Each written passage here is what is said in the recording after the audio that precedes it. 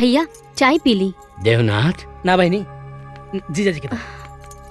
ए, बेटा बाबूजी की चाय। तो कुछ बोलत काहे नहीं खा?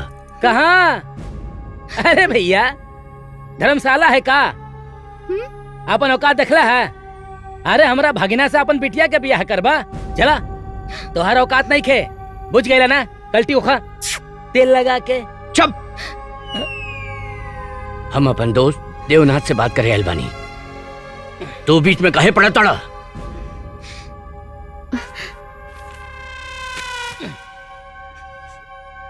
तू चुप काहे बड़ा? देव कुछ बोला काहे नहीं खा? देव कुछ बोला? रघु ये ठीक कहा था, तोहर बेटी के बिया हमार बेटा से कबो ना हो सकेला। कहां तू कहां हम, कहां राजा भोज और कहां गंगू तेली। तोहर औकात का बा?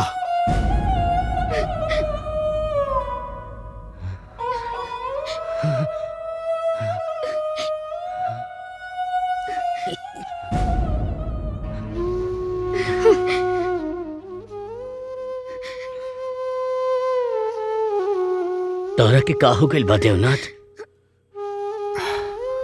अरे हम गांव जवार में कहा मुंह दिखाए? इस सबके पता बा कि तोहरा बेटा की शादी हमार बेटी से हो रहल बा, और ये बात तो तू पहले ही बोल ले रहला। देवनाथ, देवनाथ तू ऐसा मत कर भैया, तुहार हाथ जोड़ा तनी, तुहार बहर पड़ता नहीं हम। रघु जौन हमरा के बोले के रहल तौन हम बोल देनी, ये हमारा आखिरी फैसला बा। के तू सुन ले एक बात, कि अब हम सब समझ गए नहीं कि हमार दोस्त देव इतना निष्ठुर कैसे हो गई। चल बेटी चल। देवनाथ जेकरा बेटी नहीं के, वो एक बाप के दर्द का समझी, बाप के दर्द का समझी। चला बाबूजी। बाबूजी। माई चला चला। संभारी बाबूजी अपने आप के।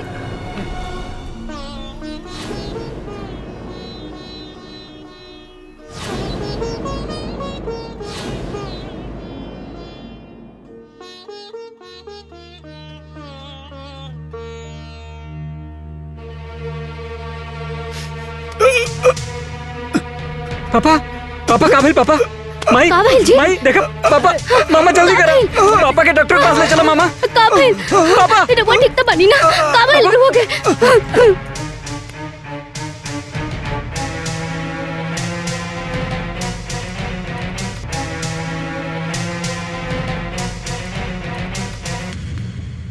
अभी इनकी तबीयत पहले से काफ़ी अच्छी है, हमने दवाइयाँ लिख दी है, इनको समय समय पर देते रहिएगा। लेकिन एक चीज़ का ध्यान रहे, इनके ऊपर कोई मानसिक आघात ना पहुंचे, अन्यथा अगली बार बचाना बहुत मुश्किल हो जाएगा।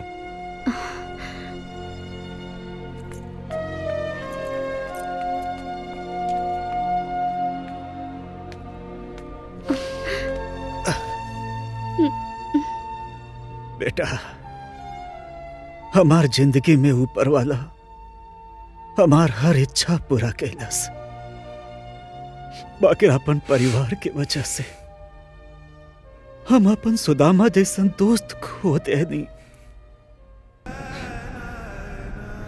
उनकर लड़की से तोहर बियाह हम ना का पौनी। एक बात के मलाल हमरा जिंदगी में हमरे संगे ऊपर तक जाई बेटा। पापा ऐसा मत कहीं पापा, रउआ जहाँ कहीं जेकरा साथे कहीं हम शादी करे खातिर तैयार हैं। कहा? हाँ पापा। हाँ बेटा बेटा। अरे बेटा तू बियाह खातिर हाँ काहे कर देला? तो का करती माई, पापा का इच्छा ही हमारी जिंदगी है, और तू देख लू नहीं पापा मौत के मुंह से बाहर आई ना तो इनकार कैसे करती? बाकी हमार तो सब सपना टूट गई ना। अरे रघुआ अपन लड़की के हमने के गले में बांध दी। अब हम का करी हे भगवान। माई शादी हमरा मर्जी से ना पापा के मर्जी से हो रहल बा, बुझलू?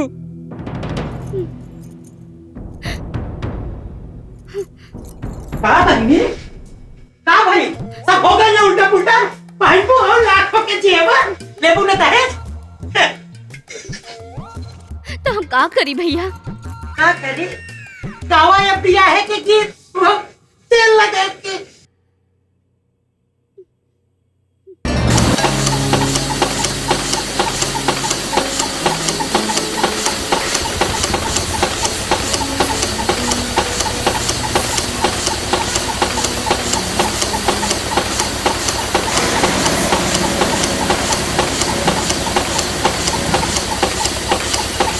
कहा बेटा कैसन बाड़ा? ठीक बनी भैया। अच्छा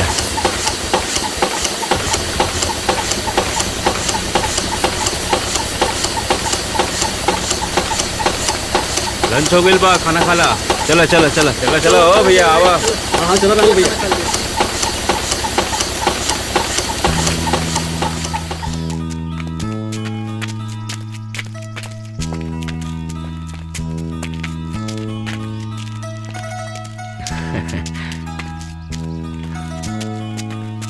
चलो आवा आवा, बैठो। बैठो। हाँ अरे तेरी डब्बा निकाला। हाँ हाँ निकाला है।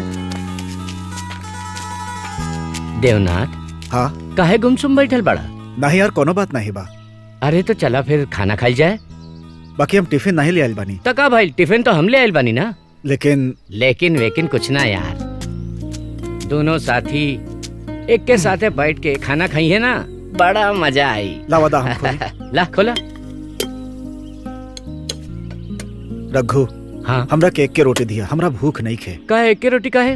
अरे हाँ। दोस्ती में कुल चीज आधा आधा होला। हाँ ना यार। अरे ला ला ला, रुकल रहा, पहले हम तोहरा के खियाई अरे यार तब हम खा।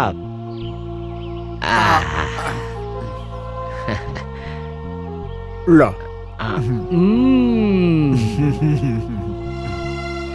मजा आ गई। देखा रामपाल, रघु और देवनाथ के कितना दोस्ती बा। हाँ भाई देखत बानी, दोस्ती होके तो ऐसने होके के चाहिए। रुका, रुक जा माधुरी, पकड़ा माधुरी, रुक जा। हाँ भाई माधुरी, चोट लग गई ला, उठा दिखावा हमके।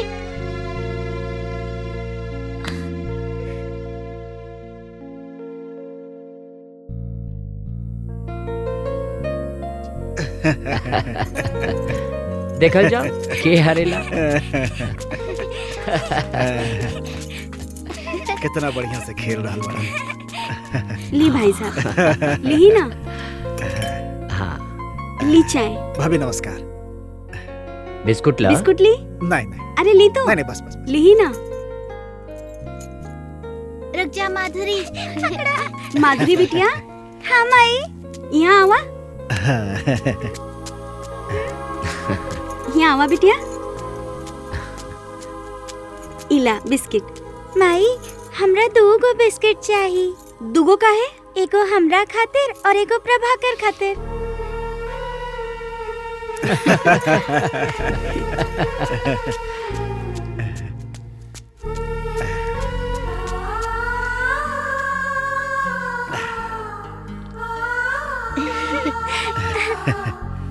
रघु, हाँ देखा अपने बिटिया के। रघु, हाँ। हमरे दिल में एगो बात बा।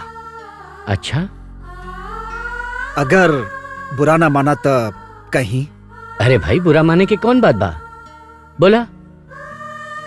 रघु, हम चाहता नहीं कि हमनी के दोस्ती रिश्तेदारी में बदल जाए। या रघु माफ करिया अगर कुछ गलत कह देले होखी।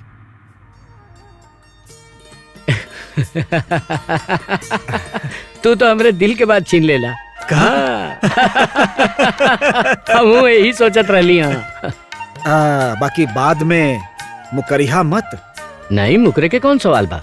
प्राण चल जाई पर बचन न जाई। वाह यार।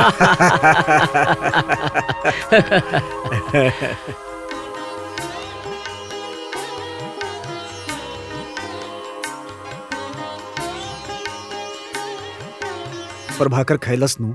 हाँ जी, वो खा के सुत गइल बा। हमार क्रिया? जब रउआ के विश्वास से नइखे तो ओकरा के जगा के अपना हाथ से खिया दी। अरे तोहरा पर विश्वास ना करब तो केकरा पर विश्वास करब? प्रभाकर तोहरा के सौतेली ना सगी महतारी मानेला। ता हमहू ओकरा के अपने छाती से लगा के रखले बानी जी। बाकी रउआ अरे भाई गलती हो गई, पता ना कौन बात रहे तो का बात करे लगनी। का बात बा? हम और रघु एगो फैसला के ले बानी। कैसन फैसला? कि हमनी के दोस्ती रिश्तेदारी में बदल जाए। का मतलब? मतलब ई कि प्रभाकर और माधुरी के बियाह हो जाए। प्रभाकर के ब्याह के बारे में बाद में सोचिया, पहले ओकरा बारे में सोची जेकरा ही घर में दुल्हन बना के लाइल बड़ा। अरे हमके रोटी साड़ी कैसे मिली, पहले ओकरा बारे में सोचा। हाँ, किस्सा में दाम नहीं थे और मलाई के कलेबा। हाँ। सच में तोहार नाम शांति ना अशांति देवी होके के चाहत रहल।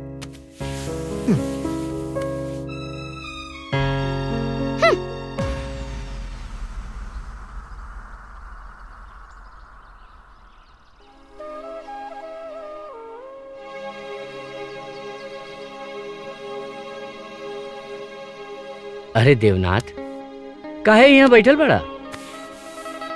यार रघु, हमरा से बहुत बड़ भूल हो गई। भूल? कैसन भूल? हमरा के दूसर बियाह ना करे के चाहत रहल। का सोचले रहनी या का हो गए? अरे तो 4 साल बाद पछताता ना। शांति के असली रूप तो अब देखे के न मिलल है।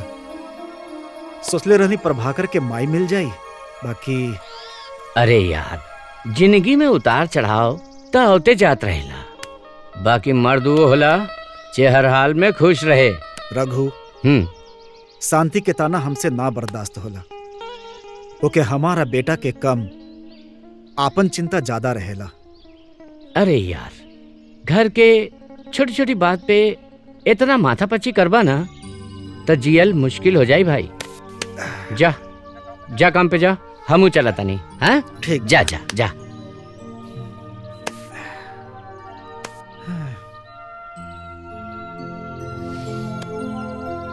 भैया, देवनाथ भैया, रघु भैया के एक्सीडेंट हो गई।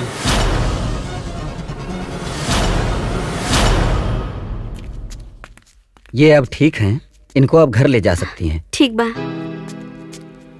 रघु, रघु हमार दोस्त। रघु तो के का हो गए? का हो गए तोरा रघु? अरे तू काहे दुखी होत बड़ा? डॉक्टर साहब कहनी है कि हम ठीक हो गइल बानी। हाँ, अब हम घरे जा सकीले। हे भगवान। रघु, रउआ ज्यादा ना सोची, ई मत भूली कि पूरे 2 दिन के बाद होश में आई नहीं। हाँ रघु, वो दिन तो हमरा दुख से इतना दुखी हो गईला अरे कि अपन सुध बुध खो देला। अरे ऐसा मत कहा रघु। अरे होनी क्यों केहू रोक सकेला भला? ना। अब हम ठीक हो गइल बानी, अब हम घरे जा सकेंगे। अरे काबिल रघु, काबिल। हाँ अरे काबिल, हमार गोड़ नहीं क्यों उठा? अरे अरे हमार गोड़ नहीं क्यों उठा? ये का हो गई? अरे हम अपाहिज हो गई नहीं देव। अरे हम अपाहिज हो गई नहीं, हमार गोड़ नहीं के काम करत। कैसे हो गई?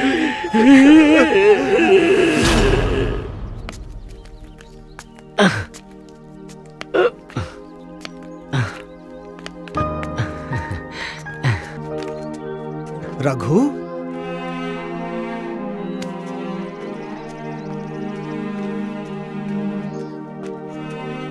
रघु, तू गांव कहाँ जाता रहा? दोस्त, ये रह के का करब?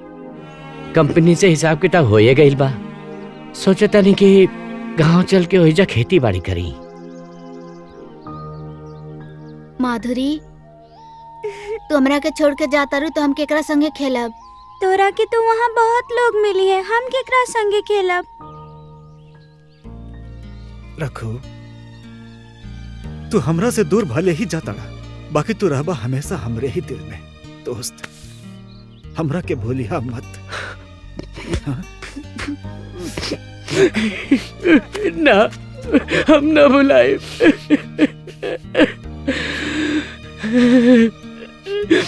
कबो ना भुलाए।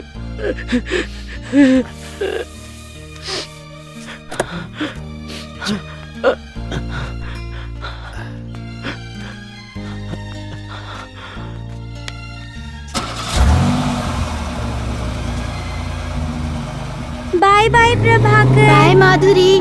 By by by by.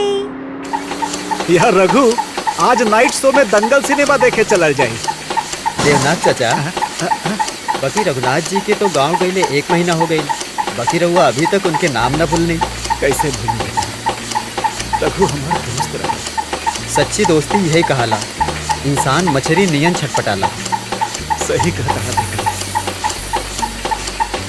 देव, चला खाना खा लियल जाओ। रघु, तू हमेशा अपन खाना हमरा के खिया देवेला। दोस्ती में कहा तो हार कहा हमार। चला। अरे कहाँ गायब हो गए? अरे हम हूं ना, का सोचल करेगा।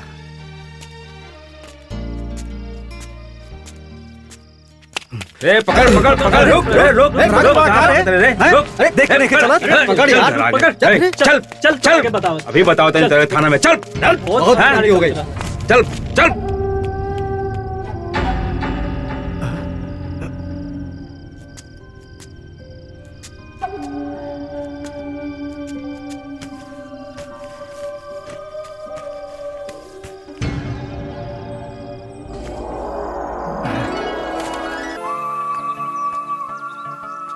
अच्छा, अभी तक सुतले बड़ा।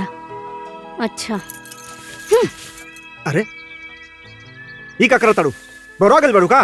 बौराइल त रउआ बनी, तनी घड़ी त देखी। घड़ी कहाँ देखी?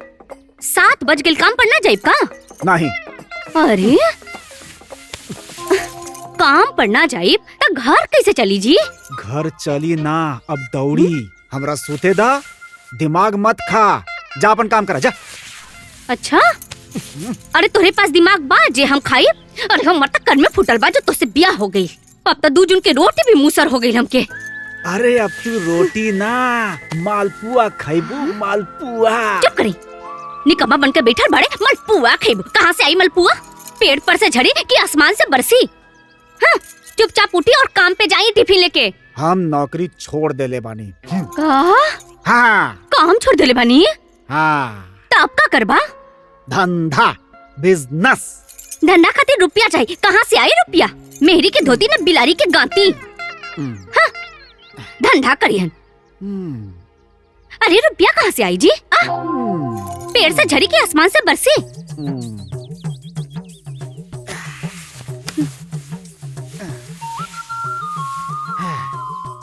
अब तू चाहे जे भी समझा, हम धंधा ही करब। अशांति देवी। अरे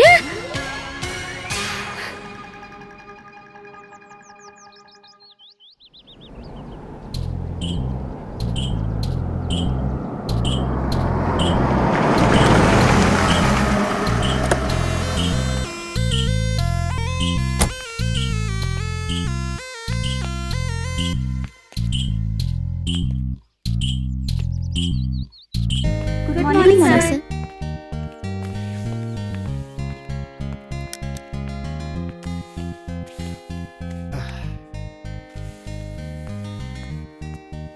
May I come in, sir?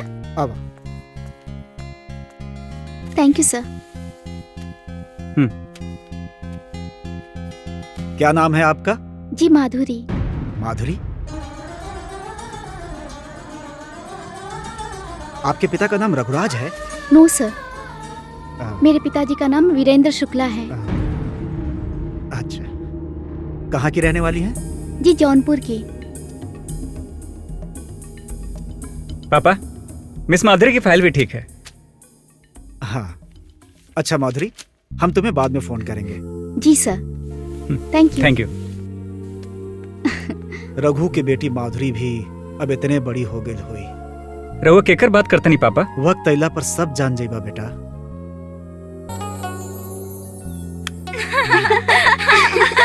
हमरा के भैया खूब नीमन लागे। अरे भैया, जब से तू बोले वाला मशीन ले आइल बड़ा ना, यही में खो गइल बड़ा यार।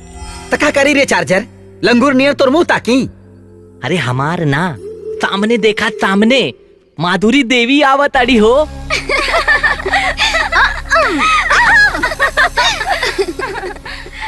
हाय का चाल बा, एकदम मोरनी जैसा।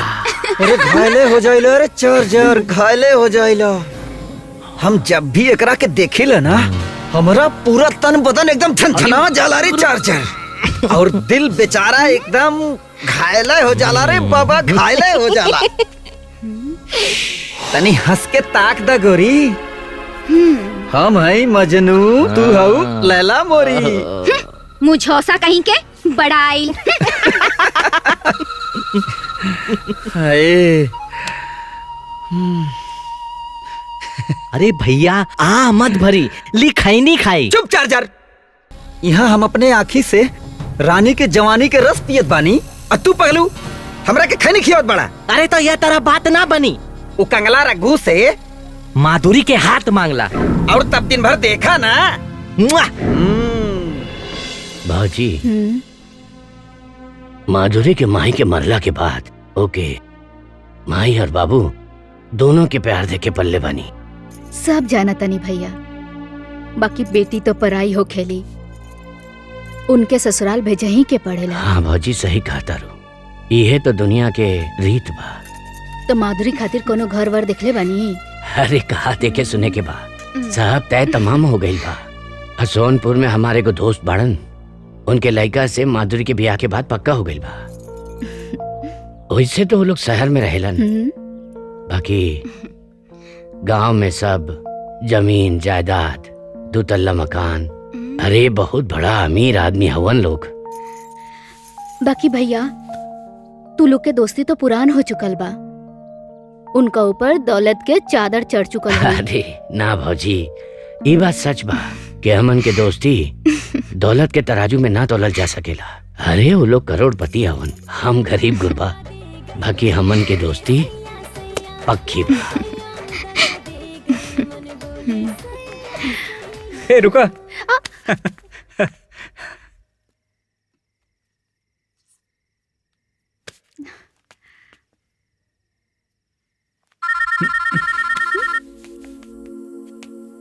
हाँ पापा, जल्दी घरे आवा, ठीक बा, कुछ जरूरी काम बा। हम आवा तनी। प्रिया, हमके जाए के पड़ी, पापा का फोन रहला, जाए जरूरी बा। बाय।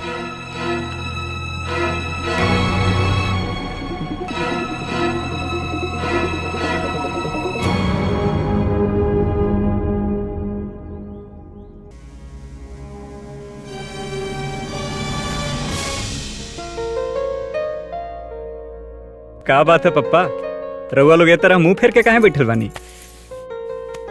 बेटा, अपने माई के मनावा, गांव जाए खातिर। हम गाँव ना जाई। मगर काहे माई, गांव में क्या प्रॉब्लम बा? बेटा गाँव में प्रॉब्लम ही प्रॉब्लम बा। एगो दुगो प्रॉब्लम हो तब नु बताई। चारों तरफ धूल मिट्टी कीचड़, बिजली के कट जाला पर सांझे अन्हार हो जाला। अरे बेटा हुआ बहुत गोबर महकेला, हम ना जाइब ना। सुन लेला बेटा, जौना माटी में पैदा भइलीन ओकर बखान। माई, तोहार ई कुल सोच बिल्कुल गलत बा। आपके गांव वो गांव नहीं खे, गांव में जौन बा वो शहर में नहीं खे, और फिर वहाँ लाखों का जायदाद के देखी। एक काम करी, रउआ लोग यहाँ रही, हम गाँव में जाए। ना बेटा ना, गांव हम जाइब। हमरा शहर जमत नहीं खे। अरे कम से कम खुली हवा तो मिली।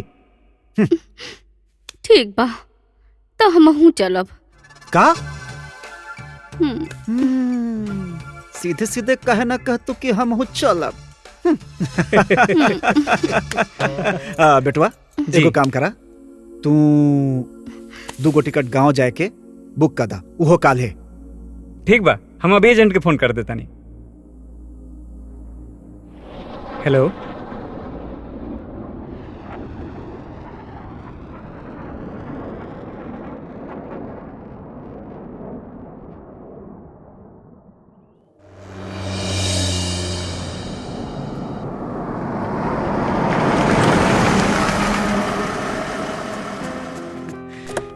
नमस्ते मालकिन, नमस्ते। नमस्ते मालिक। सब ठीक बा मालिक? हमारा सामान लेके आवा। जी जी। आई जी।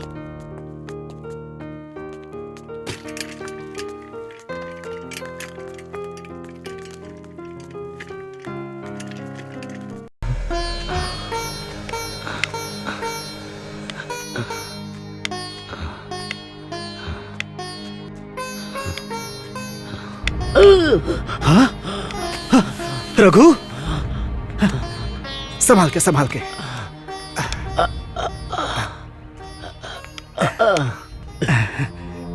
देव, रघु, भैया देव, रघु, रघु।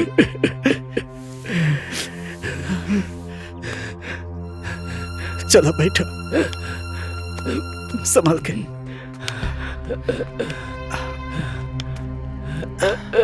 आराम से।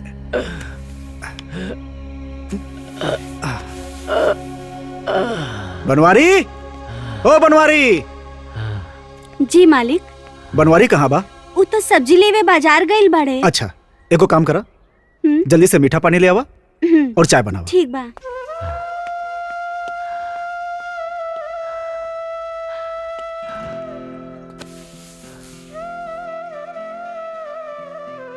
रघु, तू ये अपन का हालत बना ले बाड़ा? देव भैया, गरीबी केहू के मान न रखेला। हम गरीब के साथे अपाहिज भी बनी। ना रघु ना, ऐसा मत कहा। अपाहिज तो ऊ होला जेकरा जिंदगी में जिए के जज्बा ना होला। आजकल लोग रुपया पैसा से खुद के दौलतमंद कहेलन, बाकी सच्चा दौलतमंद ऊ होला जेकरा पास इज्जत और सुख चैन बा। ला, मिठाई खा, खा मिठाई। अरे हम तो अवते न रहनी। बहना,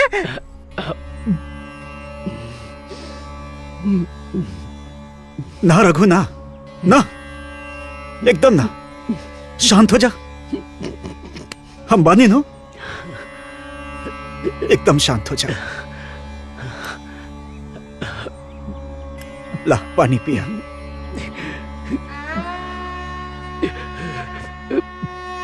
हाँ, ये भइल ना बात। हाँ, अच्छा रघु, ये बतावा हमार होके वाली बहू कैसन बिया? बहू? अरे ना भाई, हम तो माधुरी के बात करत तानी। माधुरी ठीक बिया। एक बात ध्यान रखी हा, अगर ओकरा कुछ भी भइल तकलीफ तो तुहारी हो गोड़ तोड़ देव। बहना, ई कौन महाराज हुए रे जौन इनकर इतना आव भगत होता वो तेल लगा के? अरे ये तहार जीजा के कंगाल दोस्त हवे, जब देखा मुंह उठा के चलावेला। कंगाल दोस्त? ओ बहना, समझ गई री। मतलब किशन और सुदामा के मिलन हो रहा बना वो तेल लगा के। अच्छा, चाय पिया, चाय पिया। हाँ।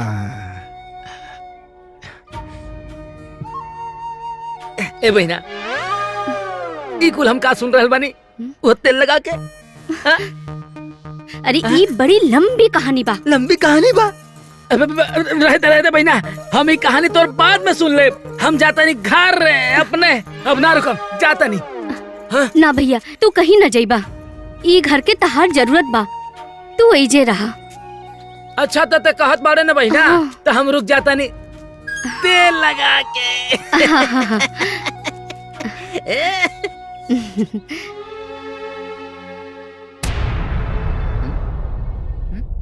बहना, ए बहना, का भैया? वो हमारा के कहानी बताओ ना, तो हमारा पेटे का पानी ना पची। तेल लगा के। अरे वो रघुआ, वो रघुआ के बात करता रहा तू? अरे वो कंगाल शहर में कबो तहार जीजा के दोस्त रहे। ओकर एगो बेटी बिया, आ तहार जीजा प्रभाकर के साथे शादी करे के ओह के वचन देहले बाड़न। बचने देहले बाड़े नु। अरे कोनो स्टैम्प पेपर पे ना लिखले बाड़न, समझ लू। अरे हम प्रभाकर के बियाह एगो करोड़पति के बेटी से कराई, जेकरा से तोहरा के लाखों रुपया के दहेज मिली। भैया। और लड़की भी लाखों में एक बिया, तेल लगा के। वो दहेज दी हमके मान मर्यादा इज्जत समाज में तो हर बढ़ जाई। हमरा के दहेज मिली। अरे हमरा के काल्हे जा बहिना, काल्हे तेल लगा के। हमरा के खूब दहेज चाहिए, तू बात करा। ठीक बा, करी लेना। हमके दहेज मिली, हमरा के खूब दहेज मिली। हलवा बनवाई दा, हलवा। ठीक बा, तो करवा दई भैया शादी। दहेज दिवाए, हलवा खियावा। खूब दहेज मिली।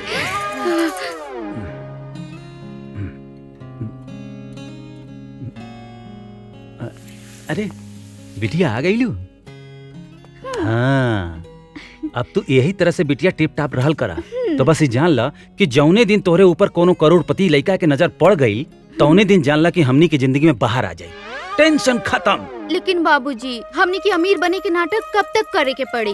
ये सब झूठा शान शौकत में हमने कब तक जियब? अरे कुछ झूठ ना बा, तब तक जब तक कोनो अमीर लड़का तोहरे जिंदगी में ना आ जाए। लेकिन बाबूजी, सब कुछ तो बिक चुकल बा। धात पागल, सब वापस आ जाई। चिंता मत करा, काहे के जाने लो ना अपना बाबूजी के। हमार नाम बा उदय भान और हम काटिला सबकर कान। अरे के बाहो, दरवाजा खोला। अरे लागत है कोनो देनदार आ गइल का? देनदार की लेनदार? बाबू। अरे पागल, आवाज से त देनेदारे लगता। बाकी एक बात सुना, तो के का सिखैले बानी सब मालूम बा ना? हाँ। तू जा घर में, हम देखा तनी। ठीक बा बाबूजी। जा जा। के बाबू आवा भैया। नमस्कार, तेल लगा के। अरे नमस्कार नटवर बाबू, नमस्कार। तेल लगावत हुआ का चाय पीबा? दिक्कत ही बा कि हमरे घरे के जो नौकर चाकर बाड़े, उ सब गइल बाड़े मेला देखे पिलकिछा के। चाय पानी के बड़ा दिक्कत बा। आवा आवा, आई आई नटवर बाबू, आई आई। अरे यार, अब हम रोज नहाइले सवेरे 5 बजे। और ठीक बा। अच्छा अच्छा अच्छा।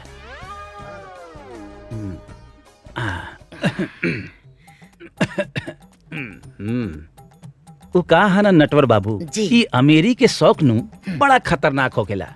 समझा, एक एक पाव के चेन शरीर पे ढोए के होखेला।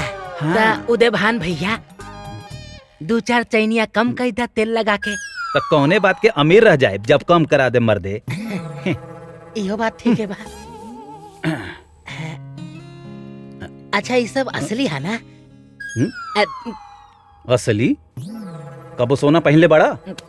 नटवर बाबू, हमरे यहाँ के कुकुर होला ना, कुकुर सोना के चैन पहनेला, समझला? बाबूजी। अरे बेटी, हाँ बोला। अब हमें डायमंड के नेकलेस ना पहनब। अरे काहे गुस्सा बाड़ू, का भाईल बाए में? हमार सब सहेली हमरा के ताना मरी हैं। ममता सिर्फ 50 लाख के नेकलेस पहन ले बिया। धात पागल, 50 लाख का बा हमरे तोहरे बदे? हम तोहरा के 1 करोड़ के नेकलेस बनवा दे बस। अब खुश? हाँ ठीक बा बच्ची, जा जा। हे उदय भान भैया। हाँ हाँ बोला। रहुआ से को बात कहल चाहता नहीं कि पर हिम्मत नहीं के पड़त तेल लगा के। अरे बोला बोला, तू नटवर बाबू बोला, का बात बा? राउर बेटी शादी जो हो गई बिया, और एगो हमार भांजा भी बा। तेल लगा के। तेल लगा के भांजा बा? तो हार भांजा हमार बिटियावा के खुश रख पाई? काहे ना? का करोड़पति बाप के इकलौता बेटा बा, तेल लगा के। ये तो पक्का अमीर वाला बात करता। ये रिश्ता करे में कोनो बुराई नहीं खे। रहुआ कहाँ सोचे लगे नहीं? अरे सोचे के का बात बा नटवर बाबू, ऐसा ना कि शादी ब्याह तो परिचित के घर में होखेला ना।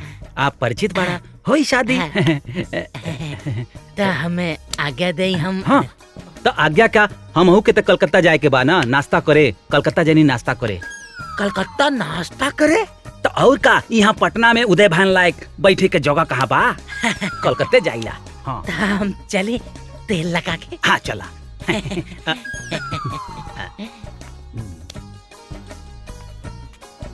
अब मछली फंस गई जाल में। बहुत तेल लगावेला ई सबके नटवर। अब हम तेल लगाई इन करा के, हम तेल लगाई। अरे बहिना, उ लक्ष्मी जौन बाना तोहरा तिजोरी में आवे खातिर छटपटात बिया तेल लगा के। हम कुछ समझ नहीं ना भैया। हैं? अरे बहना, उदय भान अपना बेटी के हाँ। शादी प्रभाकर से करे बदे तैयार हो गइल बा। हैं? तेल लगा के। हैं? और सुना, ओकरा घरे ना बहुत माल बा, बहुत। जाने लू, तोहार होखे वाली बहू ना 1 करोड़ के डायमंड के हार पहने ले। इतना अमीर बा? अरे और तो सुना, नाश्ता करे ना उदय भनवा कलकत्ता जाला तेल लगा के। अरे जाने लू बहिना, ओकरा घरे जौन कुकुरा बाना उहो चैन पहनेला सोने के। अच्छा? हाँ, बस एक बार प्रभाकर बियाह खातिर तैयार हो जा, फिर सारा माल तोहरा तिजोरी में बहिना तेल लगा के।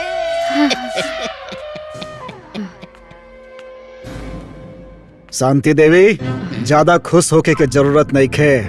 प्रभाकर के बिया होई तो रघु के बेटी माधुरी से ही होई, ये बात के गांठ बांध लिहा। ई बात के गांठ मान लिया। हाँ? अरे बहिना, अरे रोए तहार दुश्मन रे पगली। जब तक नटवर पाड़े बाना तब तक वह होई जवन हम चाहे। मतलब प्रभाकर के शादी वह होई जहाँ ही नटवर पाड़े चाहिए, वह तेल लगा के। पता ना रघुआ का जादू कर देले बा इनका ऊपर। जब तक माधुरी माधुरी उहे के माला जपत रहेलनी। बाकी शंख बजाएं हम तेल लगा के। माधुरी भौजी भेटाइल रहली कि ना हो? भैया आजकल बताऊ तो ना।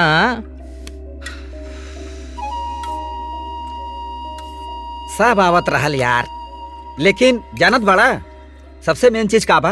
अरे भैया अब तू ना बताइबा हो। अरे हम बोलनी ना ओकरा, वो हमरा के जानत रहे, लेकिन कोनो बात ऐसा भइले ना रहे। नटवर बाबू प्रणाम। हमरो प्रणाम। खुश रहा, खुश रहा। का बात है हो? बड़ी टेंशन में लौकत बड़ा। हाँ, टेंशन के बाद बाना तू लोग टेंशन देले बड़ा तेल लगा के। हम लोग? अरे सरकार, हम लोग रघुआ के का टेंशन दे? अरे तू लोग ना देले बाड़ा, ये तो हर गांव वाला देले बाड़े उहो तेल लगा के।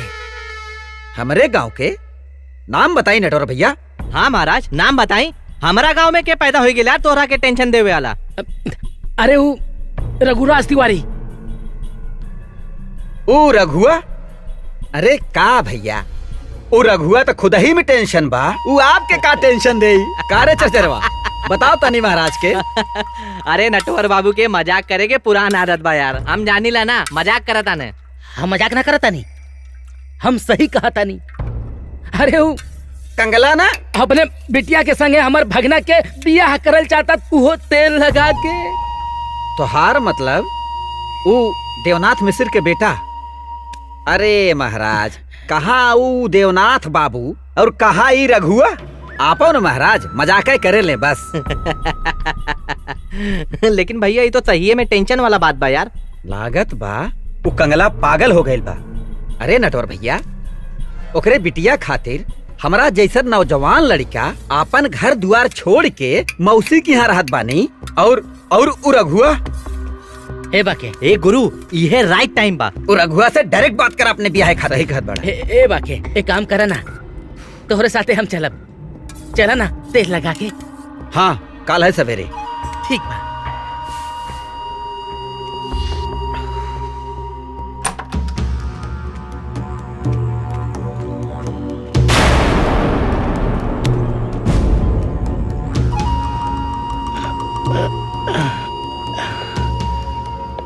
नटवर बाबू, आज हमरा दुआरी पर कैसे? नटवर बाबू कुछ खास काम से आयल बड़े तहरा लग गए।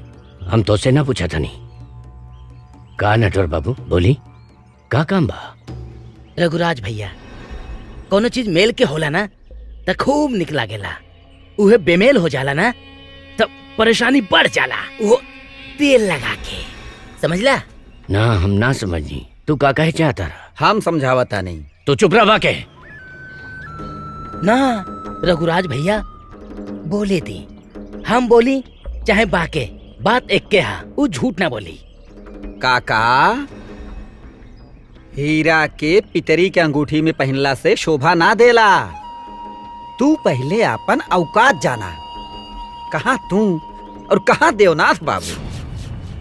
अरे काहे पूरा गांव जवार में अपन हंसी हसरत करवा रहल बड़ा? आराम से रही, चवन परास खाई बस। हम का करतानी? हम तो अपन दोस्त और दोस्ती के आगे मजबूर बनी। मजबूर बड़ा कि तू चाहताड़ा कि अमीर घर में बिटिया बियाह के अपन बुढ़ापा काटे खाती उहो तेल लगा के। नटवर, ए भैया चिल्लाई मत। जौन औकात बा ना औकाते में रहा, अमीर ना बन जाइबा, समझला? शायद तोहरा के मालूम ना बा कि हम के अपन दोस्ती के ऊपर कितना नाज बा। तोहरा के जल्द पता चल जाई। आयल हवा तो पानी पी के जा। तू पिया काम आई, चला।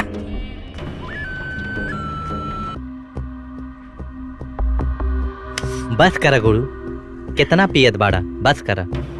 हमरा मत रोक चार्जर। आज हमार माथा पूरा डिस्चार्ज बा। ऊ रघुराज कंगला अपन बेटी के बिया हमरा संगे ना करी। हम ओकरा बेटी के ना ऐसन कर देब ऊ केहू दूसरा के दुल्हन बने लायक न रही।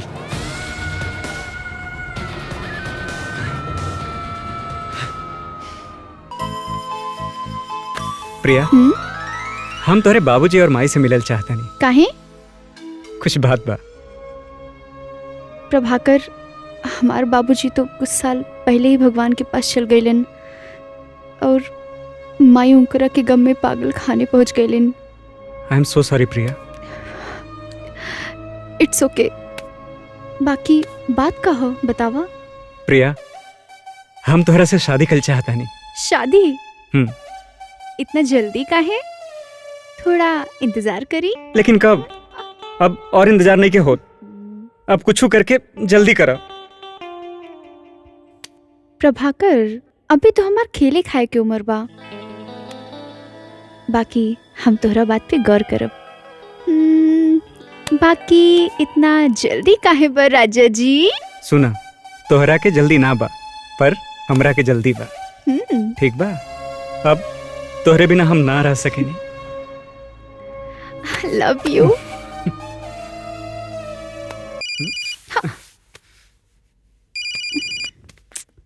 मामा?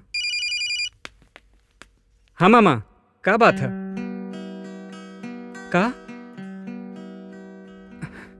हाँ मामा, हम अभी आवे की कोशिश करता नहीं।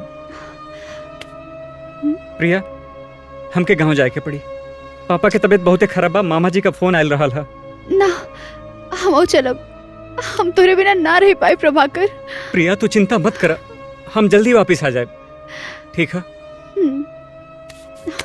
आई love you Prabhakar, I love you.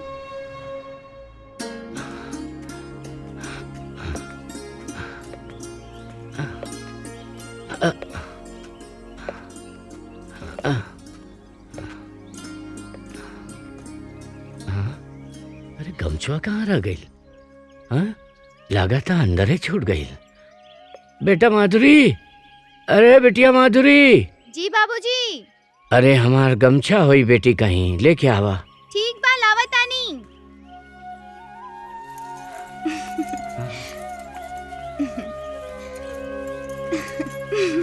हिला बाबूजी गमछा। वैसे बाबूजी, हाँ? कहीं जा रहल बानी? हाँ, जा तो रहल बानी। हमारे को दोस्त हवन देवनाथ, उन्हीं से मुलाकात करे। बड़ा दिन हो गए मिले। अच्छा ठीक बा बाबूजी, जाई अच्छे से जाइया और जल्दी आई है बाबूजी। ठीक है बिटिया रानी, ठीक है, जल्दी आ जाए। हाँ जी बाबूजी। प्रणाम। खुश रहा।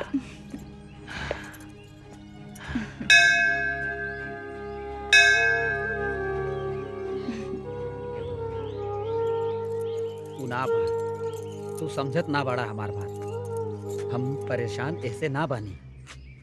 हम जब से ओकरा देखले बानी ना, एकदम पूछा मत। अरे भैया, आवा ताड़ी। आज सिर्फ हमार बात केहू दूसरा के ना। छोड़। वाकई हम कहा तानी, हाथ छोड़। छोड़े खातिर ना पकड़ ले बानी रानी।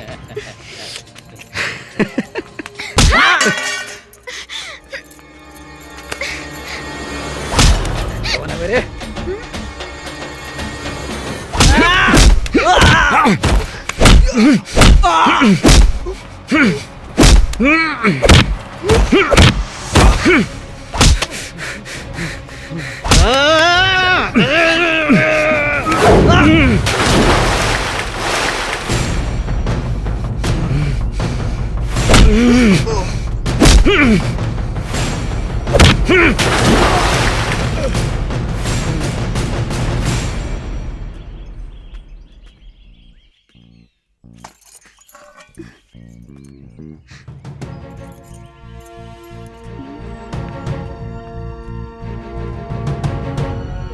देखत का बाड़ू बहनी, ई इलाका के सबसे अमीर आदमी देवनाथ बाबू के लइका प्रभाकर हवन। प्रभाकर? बहनी, अरे पूछवे करत रहबू का बहनी? ई बताओ कगलवा कैसे जीजा जी के पास पहुंच गए तेल लगा के? हम ना देखनी है भैया, हम तो पूजा करत रहनी। करा पूजा।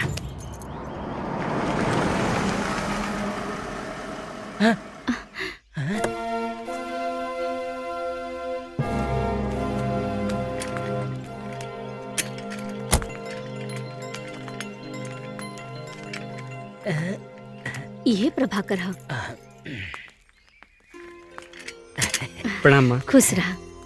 मामा, मामा जी। खुश रहा भगिना, खुश रहा। माई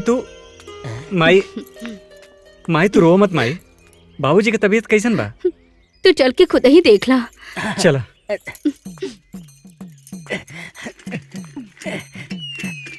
हे तुलसी माई, जल्दी से ही काम निपटावा, जेबा में कुछ माल आ जा, वो तेल लगा के।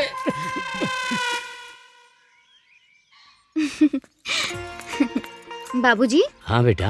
आपके दोस्त के बेटा प्रभाकर शहर से आ गई बड़न। अच्छा। हाँ बाबूजी। भाई तब तो मिले के पड़ी। बाबूजी। हाँ। हम चली साथे। काहे नहीं, चला तू चला। ठीक बा बाबूजी। भैया चाय पी ली। देवनाथ। ना बहनी, जीजा जी के पास। बेटा बाबूजी की चाय। तो कुछ बोलत काहे नहीं खा? कहाँ? अरे भैया, धर्मशाला है का? अपन औकात देखला है? अरे हमरा भगिना से अपन बिटिया के बियाह करबा, चला। तोहार औकात नहीं खे, बुझ गईला ना? कल्टी उखा तेल लगा के। चुप। हम अपन दोस्त देवनाथ से बात करे अलबानी, तू बीच में काहे पड़ा तड़ा?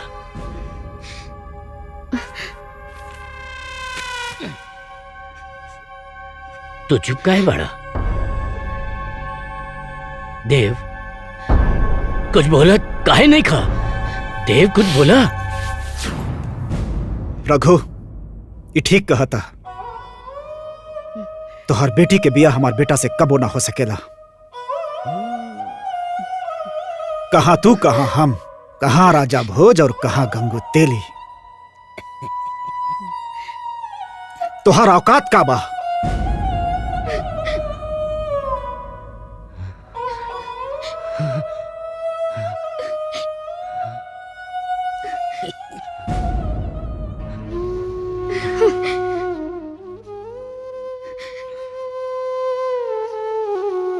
तोरा के का हो गइल बा देवनाथ?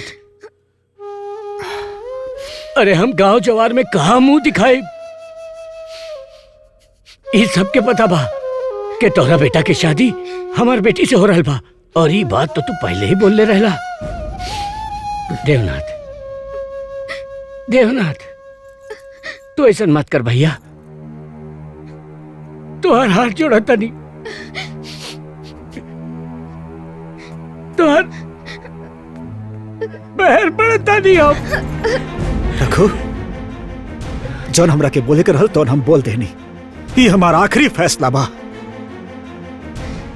के तू सुन ले एक बात, कि अब हम सब समझ गए नहीं कि हमार दोस्त देव इतना निष्ठुर कैसे हो गई। चल बेटी चल। देवनाथ जेकरा बेटी नहीं के वो एक बाप के दर्द का समझी, बाप के दर्द का समझी। चला बाबूजी। बाबूजी माई चला चला। समारी बाबूजी अपने आप के।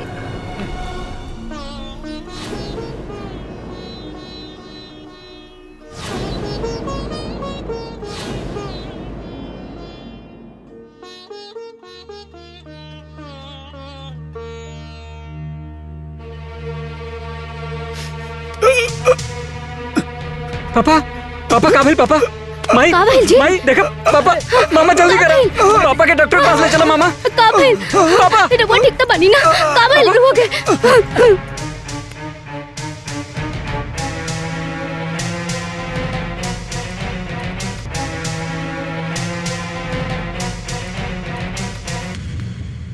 अभी इनकी तबीयत पहले से काफ़ी अच्छी है। हमने दवाइयाँ लिख दी है, इनको समय समय पर देते रहिएगा। लेकिन एक चीज़ का ध्यान रहे, इनके ऊपर कोई मानसिक आघात ना पहुंचे, अन्यथा अगली बार बचाना बहुत मुश्किल हो जाएगा।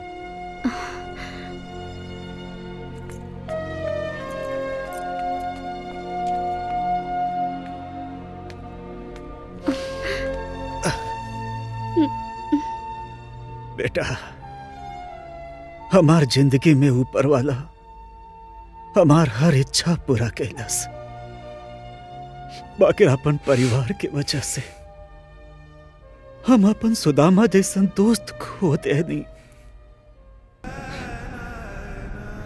उनकर लड़की से तोहर बियाह हम ना कर पौनी। एक बात के मलाल हमरा जिंदगी में हमरे संगे ऊपर तक जाई बेटा। पापा ऐसा मत कहीं पापा, रउआ जहाँ कहीं जेकरा साथे कहीं हम शादी करे खातिर तैयार हैं। कहा? हाँ पापा। हाँ बेटा बेटा। अरे बेटा तू बियाह खातिर हाँ काहे कर देला? तो का करती भाई, पापा का इच्छा ही हमारी जिंदगी है। और तू देख लू नहीं, पापा मौत के मुंह से बाहर आई ना तो इनकार कैसे करती? बाकी हमार तो सब सपना टूट गई ना। अरे रघुआ अपन लड़की के हमने के गले में बांध दी। अब हम का करी हे भगवान। माई शादी हमरा मर्जी से ना पापा के मर्जी से हो रहल बा, बुझलू?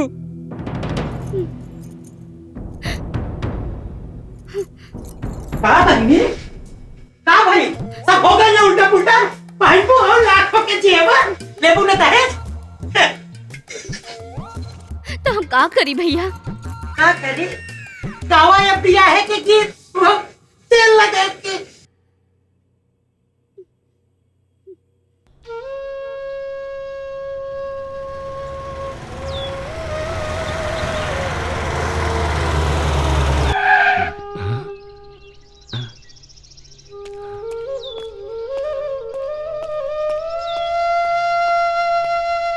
देवनाथ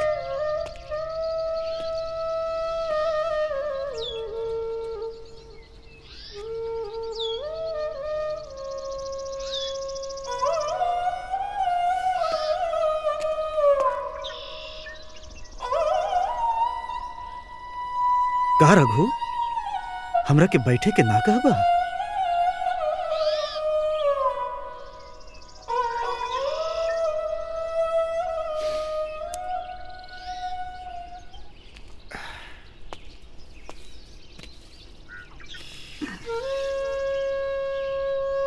उठ उठ, यहां से निकल जा।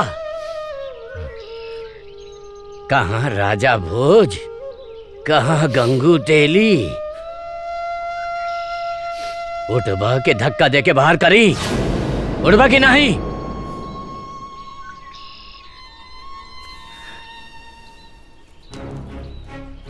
देवनाथ। रघु रघु, आराम से रघु, आराम से।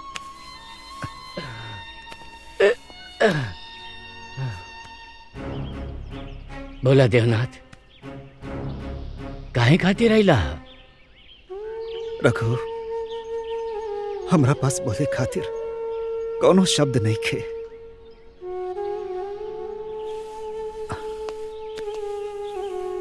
रघु, उहे पुरान वादा।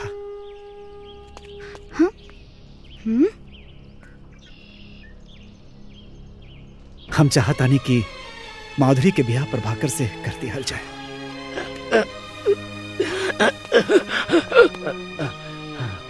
देव, हम माधुरी के आंख में अब आंसू और न देख सकीला भैया। अरे पगला, हम कब मना कैले रहली? मना तो तू कैले रहला। अगर तोरा के अपन गलती के एहसास हो गइल बा तो हमरा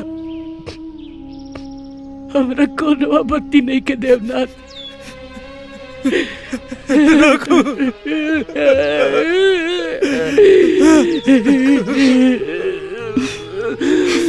ओम मंगलम भगवान विष्णु मंगलम गरुड़ध्वज मंगलम पुंडरीकाक्षाय मंगलाय तनोहरि। ओम भूर्भुवः स्वः तत्सवितुर्वरेण्यं भर्गो देवस्य धीमहि धियो यो नः प्रचोदयात्। सर्वमंगल मांगल्ये शिवे सर्वार्थ साधिके शरण्ये त्र्यंबके गौरी नारायणी नमोस्तुते। सर्वबाधा विमुक्तो धन धान्य सुतः नितः मनुष्यो मत प्रसादे भविष्यति न संशय। ओम। रघु, हम चाहतानी कि हमनी के दोस्ती रिश्तेदारी में बदल जाए। तू तो हमरे दिल के बात छीन लेला। अब दुल्हन आगे हो जाए और दूल्हा पीछे हो जाए। मंगलम गरुड़ध्वज मंगलम पुंडरीकाक्षाय मंगलाय तनोहरि। ओम सर्व मंगल मांगल्ये शिवे सर्वार्थ साधिके शरण्ये त्र्यंबके गौरी नारायणी नमोस्तुते।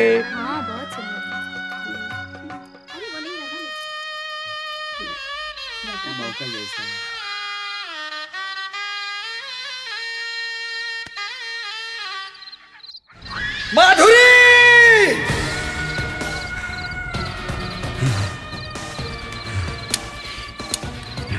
आजू हम उ दोनों के आज जिंदा ना छोड़ब। अरे पगला गइल बड़ा गुरु। अरे ऐतन मामला में ताकत से ना अक्ल से काम लेवे के चाहिए। अक्ल से लावाई छप्पन छुरी हमरा के दे। माधुरी, तू सिर्फ हमार हो।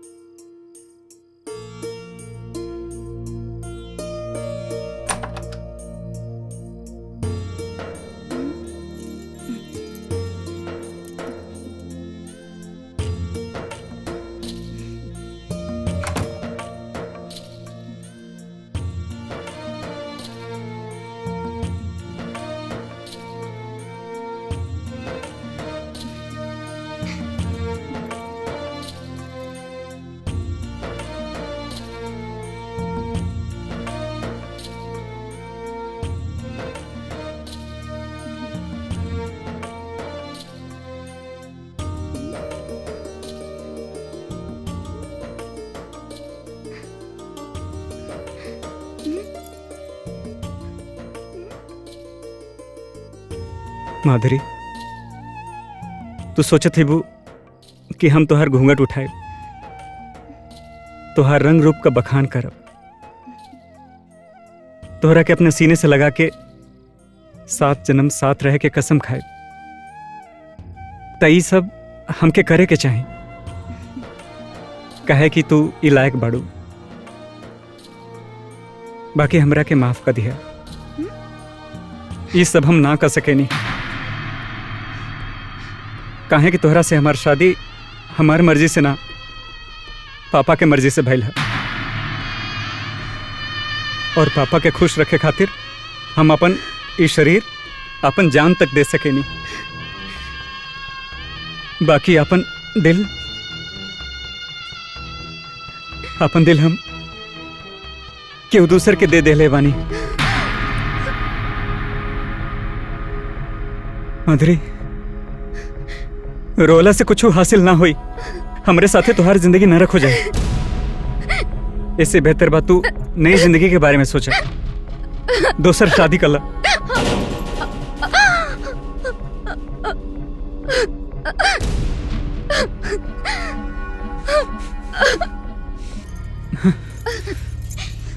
ई का कहा तानी जी, ऐसे ना कही। हिंदुस्तान की नारी जब अपन ससुराल आवेली तो ओकर ससुराल से खाली होकर अर्थी जाला। हमरा के ऐसन गाली मत दीजी, ना दी। माधुरी, हमार बात समझे के कोशिश करा। तोहरा के हमरा से कुछ ना मिली। हमरा के आपसे कुछ ना चाहिए। आपन चरण में हमरा के थोड़ा सा जगह दे दी। ये गांव के लेकिन की यह प्रॉब्लम होला। हटा।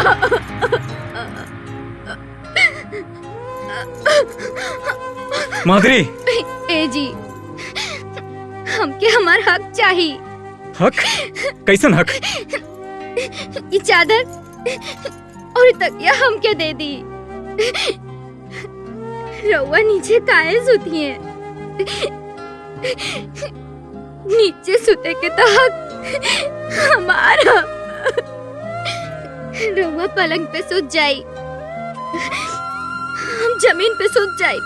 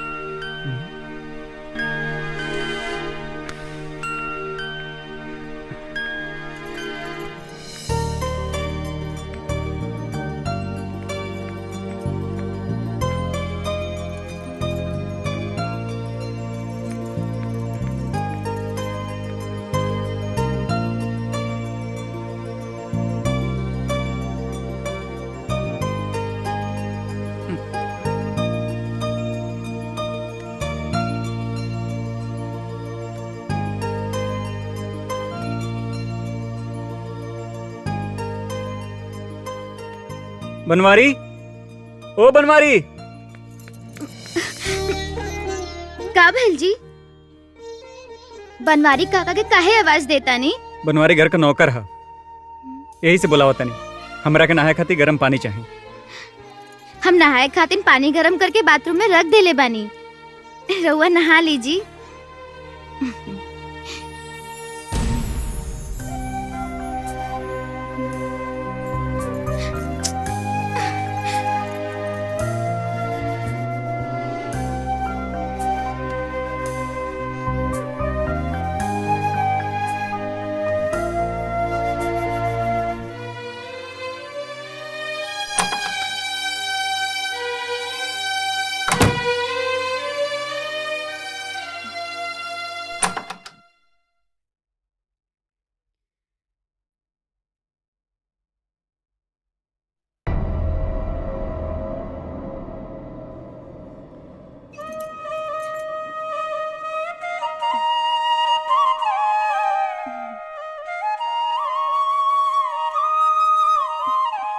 ए जी, हम नाश्ता तैयार कर देले बानी। रउआ जल्दी से तैयार हो जाई, हम नाश्ता लगा देतानी।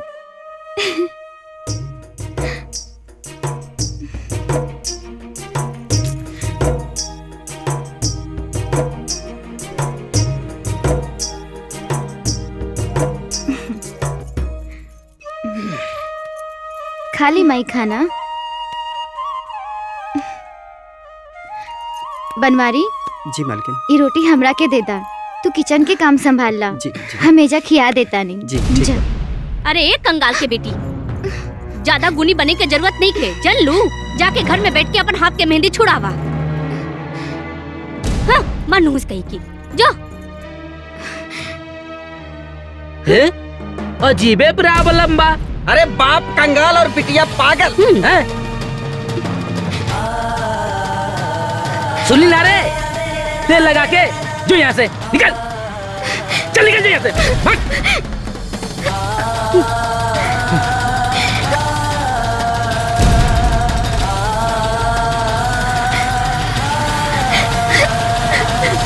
देखा तारा भैया का नौटंकी। अरे तो बेटी के कराई तेल लगा के। ए बेटा, हम तक कहता नहीं ना, तू एक कंगाल के बेटी के अपन जिंदगी से दूर कर दा। अरे कि जब हम देखी लेना तो हमार दम घुटेला। ए भगना, ज्यादा मत सोचा।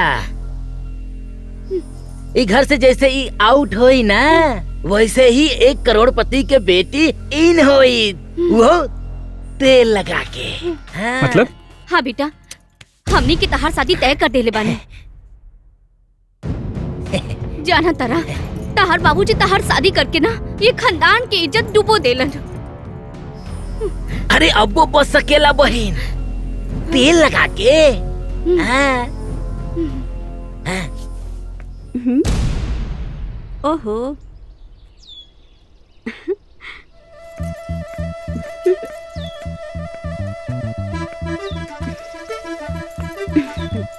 ए बनवारी, तू काहे उदास बैठल बड़ा हो? ई घर में छोटकी मालकिन और हम खाली दुइये जने ही दुखी बानी।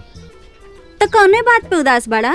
आपन जन्म कुंडली देख के हमार शुक्र तो बड़ा मजबूत बा। हम एक काम बड़ा नीमन कर सकेनी। कौन काम? हम प्यार करके शादी कर सकीला। तो करा ना, उदास काहे बड़ा? तू साथ देबू तो हम खुश हो जाई। ओ, तो ये मुँह और मसूर का दाल कम्मो नाम बा हमार, सपनों में ना मिलब। देवनाथ बाबू, जैसा आपने कहा था वो काम हो गया। ये रही वसीयत, साइन कर दीजिए। अरे बहनी, वो सब छोड़ा। अरे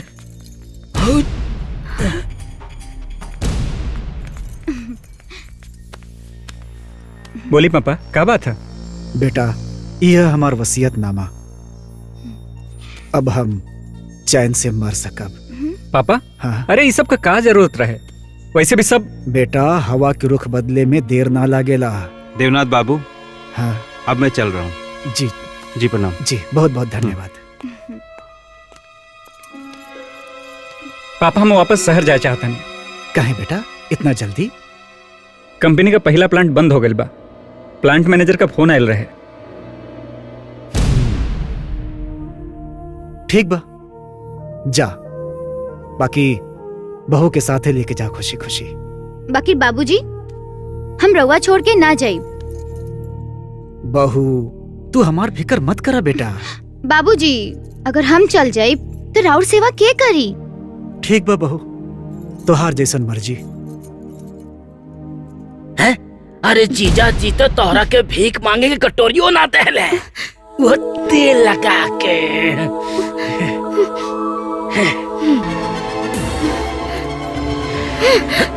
भैया, तू अपन ख्याल रखिया और पहुँच के फोन कर दिया, ठीक है? माई, बाबूजी की सेवा में कोनो कमी ना होके के चाहिए। तू चिंता मत करा बेटा, तू अपन ख्याल रखिया। प्रणाम माँ, चलते हैं। बेटा। मामा जी। अरे खुश रहा, खुश रहा। शहर जाइए ना, वहाँ से जल्दी वापस आइया, है ना? वो कहा है कि तोहर बिया हम दूसर कराई। वो उधर भान के बिटिया से तेल लगा के जा। दरवाजा खोला।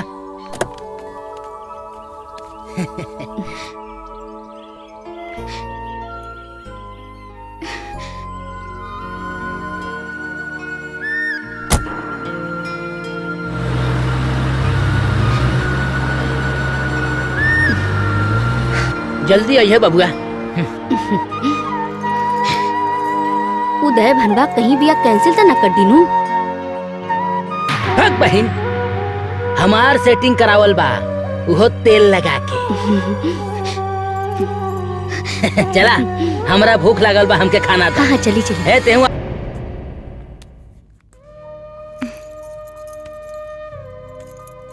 बाबूजी, ऐसे काहे देखा तानी बाबूजी?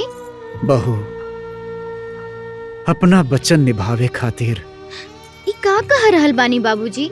हम सही कह रहल बानी बहू। हम सब देख सुन रहल बानी। तोहरा साथे ही घर में अन्याय हो रहल बा। ना बाबूजी, अम्मा जी जबान की तेज जरूर बानी, लेकिन दिल की बहुत अच्छी बानी बाबूजी। बहू, हम शांति के साथ 20 साल रह के ओके ना जान पैनी, और तू 20 दिन में जान ले लू। अरे वो सारी अशांति की जड़ हुए। अरे महारानी, तू यहाँ बैठ के गान को जबा ताड़ू आ घरे के काम के करी, तहार लगरा बाप करी। अरे शांति, घर के काम काज नौकर कर ली हैं। तो इनके हाथ में दही जमल बका? शांति, अरे नौकरन के छुट्टी दे देले बानी। चल चल शांति, के काम कर। अरे ओकरा साथे अन्याय मत करा, भगवान खातिर ओकरा छोड़ दा। चल बहिना, ले जा चूल्हा फुकाओ ओकरा से। और ए जीजा, जे बेकार होला ना, वो खाली बोलेला तेल लगा के। यही खातिर कहिला कि ज्यादा बोला मत। अब क्यों हार्ट अटैक आइल ना, तो सीधा राम नाम सत्यबा तेल लगा के।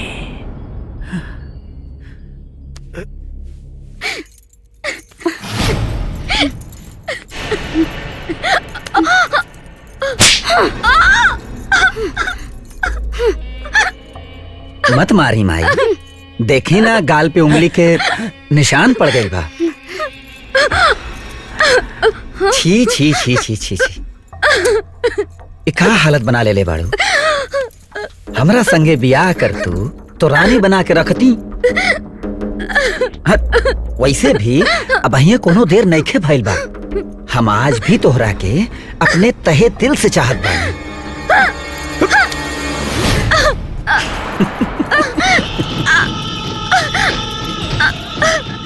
गुस्सा ना, हमार बात ठंडा दिमाग से सोचा। रानी बनबे कि नौकरानी?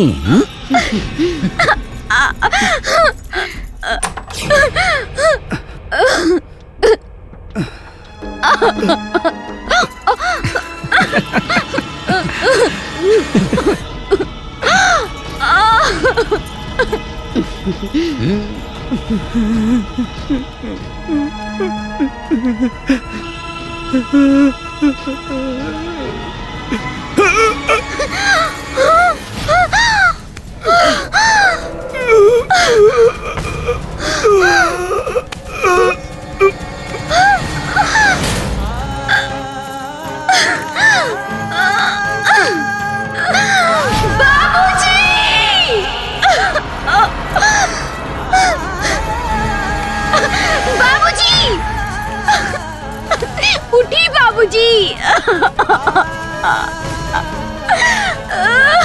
बाबूजी,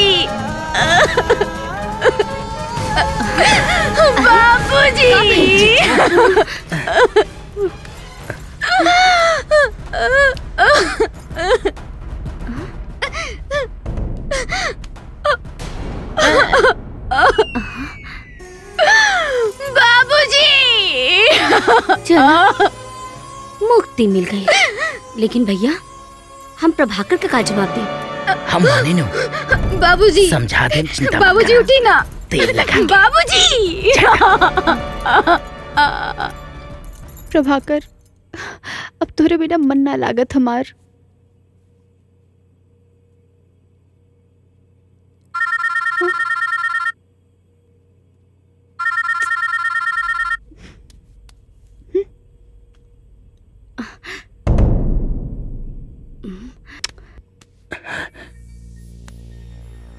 हमेशा गलत समय पे फोन आवेला।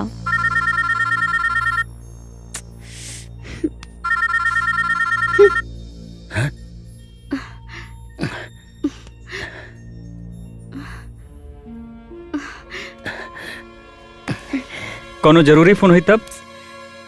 ई समय हम दोनों जन के प्यार मोहब्बत से ज्यादा जरूरी और कुछ ना।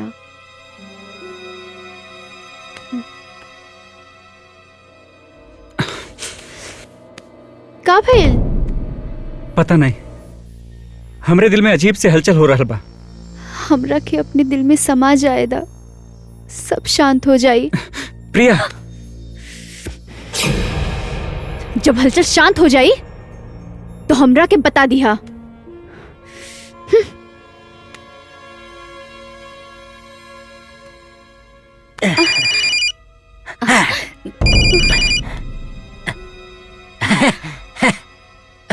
Hello Prabhakar. Hello hello Prabhakar. जीजा जी उनका कितना हार्ट अटैक। जल्दी आ जा बिटवा। हे भगना जल्दी आ जा, जल्दी आ घरे आ जाओ भगना। चल गई ले तेल लगा के।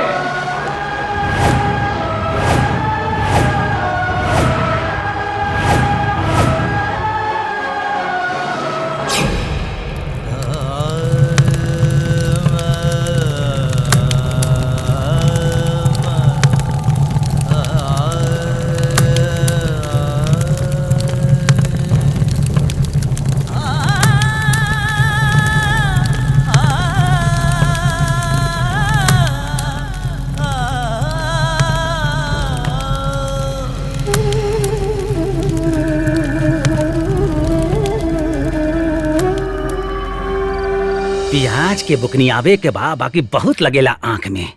आंखिया में काप पड़ गई बा, बहुत बहुत भबाता। बहुते विपत बा ससुर।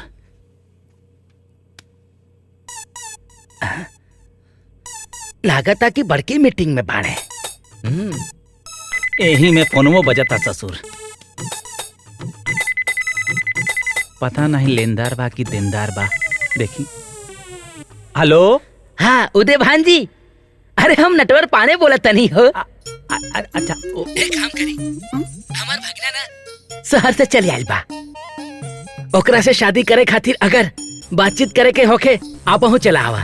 अच्छा अच्छा, उ का है ना नटवर बाबू, अभी हम बिजी बानी। उ का है कि एजा पीएम के भोज बा। बिजी बानी। काल आइब हम, काल काल। अच्छा ठीक बा, मीटिंग आप खत्म करके तब आई है। अरे का बताई तो के ओइजा हजारों किस्म के खाना बा, तो के का बताई। अरे दिमाग खराब के रख देले बा। आ बिटिया बड़ी खुशी के बात बा। का बात बा बाबूजी? टेंशन मत करा, अब तोहार बियाह करोड़पति घरे में हो जाई। बच्ची मोरी टेंशन मत करा, टेंशन मत करा।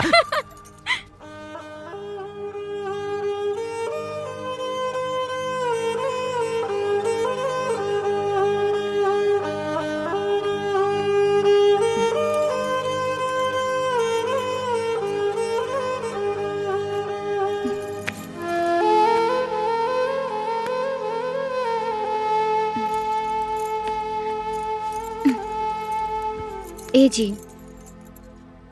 बाबूजी के गुजरल 13 दिन हो गइल बा, बाकी कबो ठीक से खाना ना खैनी, ऐसे कैसे चली जी? खा लीजी। ना हमरा भूख नहीं खे, परेशान मत करो। ए जी खाना खा ली ना, खा ली ना हमरे खातिर।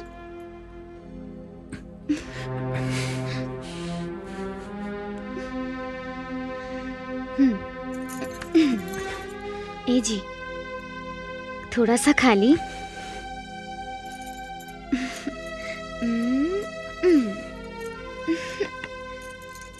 खाई खा ली ना हमरे खातिर।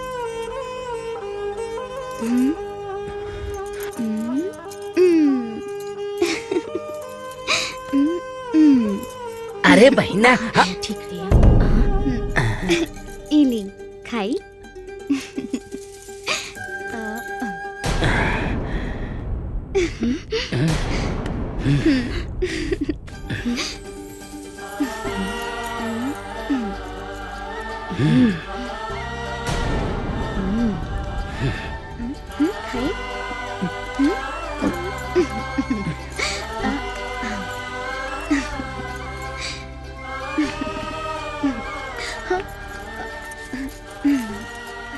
बेटा जौन होके के रहल हो गई। अब ते ही सोचा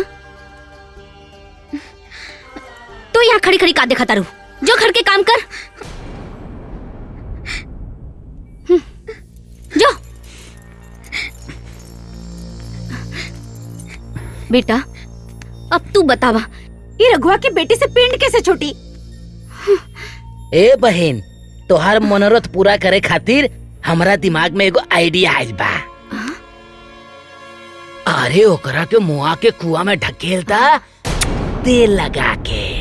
मगर भैया मगर ओकर कुछ नहीं बहनी, गांव घर वाला पूछिए ना तब बता दे जाई कि कुआं में गिर गए रहल है ना तेल लगा के। लेकिन गांव देश वाले इहो तो सोचिए कि इतना अमीर घर के बहू कुआं पर काहे गइल रहे। हाँ, एकरा बारे में सोचे के पड़ी। तू एगो काम करा, तू ओकरा तलाक दे दा। माई, ऐसे खानदान का बेइज्जती हुई। अभी तलाक ले तो लोग का कहीं है। अरे भगना, ऐसा कुछ करिया जैसे सांप भी मर जाए और लाठी भी ना टूटे। और तोहार बियाह हम धूमधाम से एगो करोड़पति के बेटी से करा दे और वो तेल लगा के। हाँ बेटा, तहार मामा ठीक कहत बाड़े।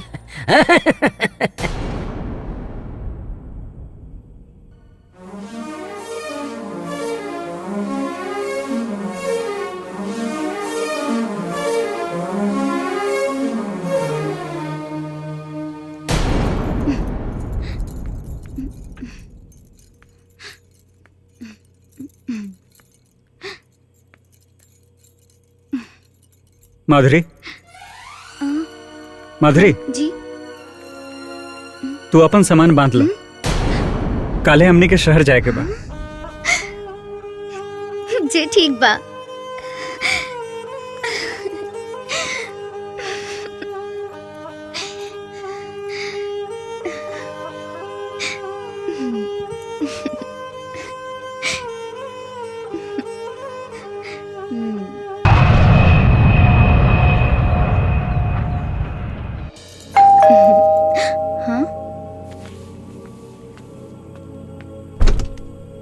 हाय प्रभाकर।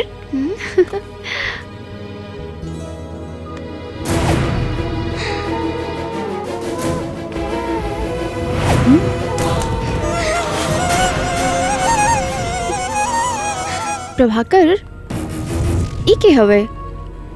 नई नौकरानी? ई हाँ प्रिया। चला ना प्रिया, आवा अंदर आवा। ठीक बा, हमें कुछ जरूरी काम बा, हम चलत आनी।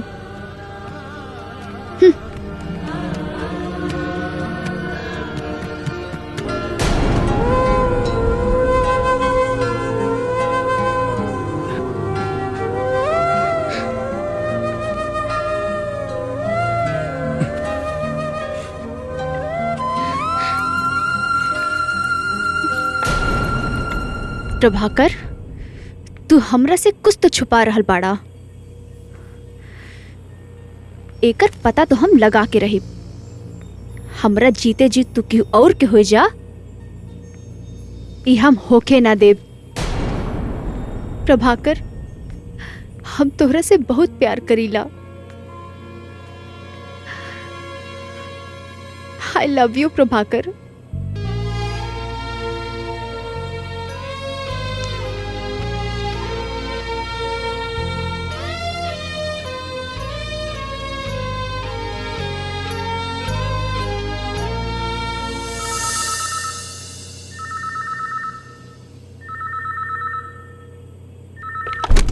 हेलो। हेलो रामू, हम प्रिया बोला तानी। जी मैडम। तनी अपनी नई नौकरानी से बात तो करावा। प्रिया जी, वो घर के नौकरानी ना, वो घर के बहू रानी हैं और प्रभाकर बाबू के बीबी हैं।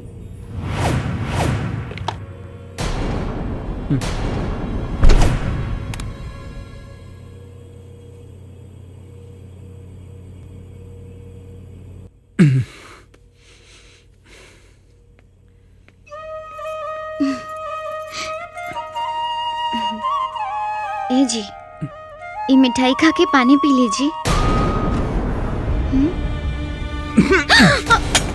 तोरा से कितना बार कहानी हमरे सामने मत आवा।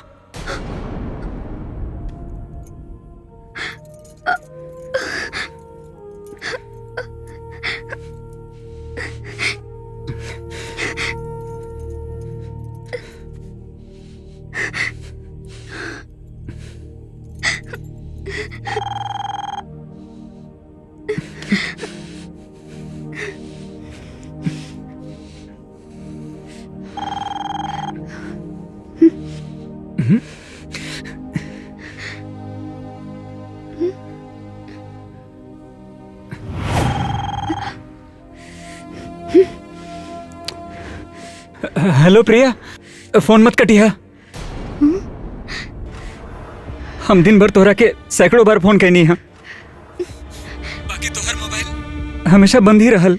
एक औरत जब केहू से प्यार करेली तो ओकरा के लिए अपन जान दे भी सकेली, और अगर नफरत पे आ गईली तो केहू की जान लेवे से पीछे ना हटेली। तो अच्छा खेल खेलला हमरे साथे। काम के बाद बोला, फोन काहे कैला तू हमें? प्रिया हम शादी मजबूरी में कैनी है, पापा के मर्जी से। बाकी प्यार हम तोहरे से ही करेनी। ठीक बा, एकरे बारे में कल है बात हुई।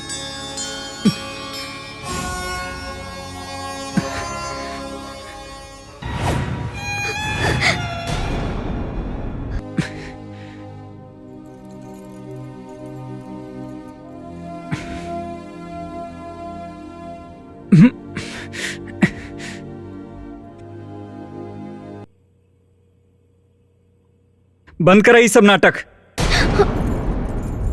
ये तो हर गांव ना शहर है शहर। ए जी, का शहर में पूजा ना कइल जाला?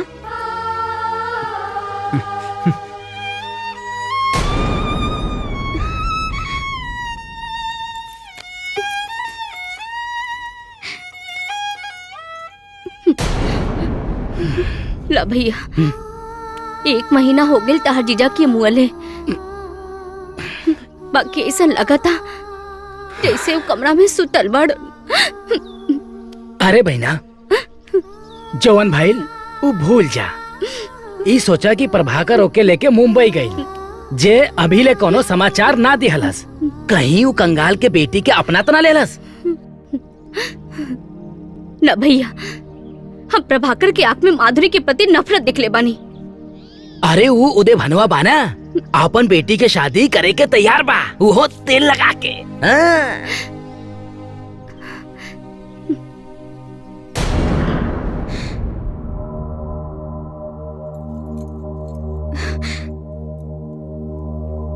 प्रिया, तू हमारी बात समझे की कोशिश करा। हम कुछ ना सुना प्रभाकर।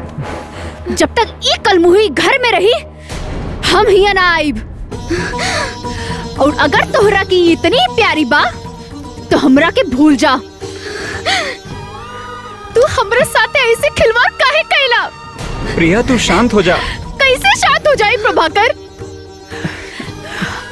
हम तोहरा से प्यार कैनी, व्यापार नहीं खे। अगर हम चाहती तो तोहरा के सब फोन पे ही बता देती। बाकी कि हम देखे के चाहत रहनी कि तू कितना बड़का धोखेबाज हवा। प्रिया, प्रिया,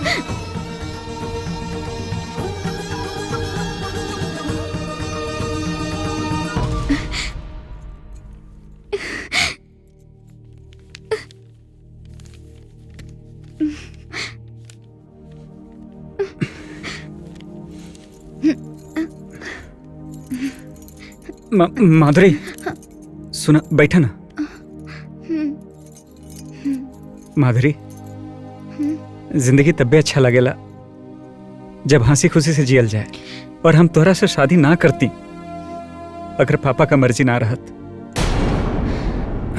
हम अपना के तहार अपराधी माना तानी। हमरा पे तोहर पूरा हक बा। बाकी हक से तो जिंदगी ना बीती ना।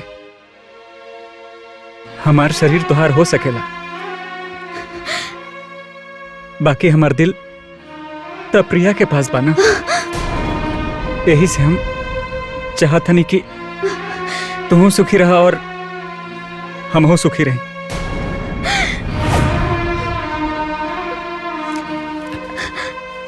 और यही खातिर तोहरा के एक कागज पे साइन करे के पड़ी।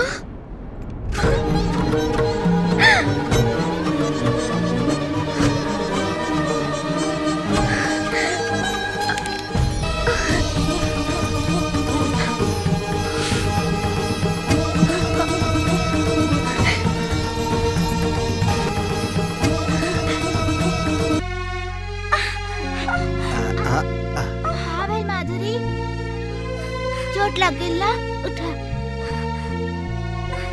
दिखावा हमके।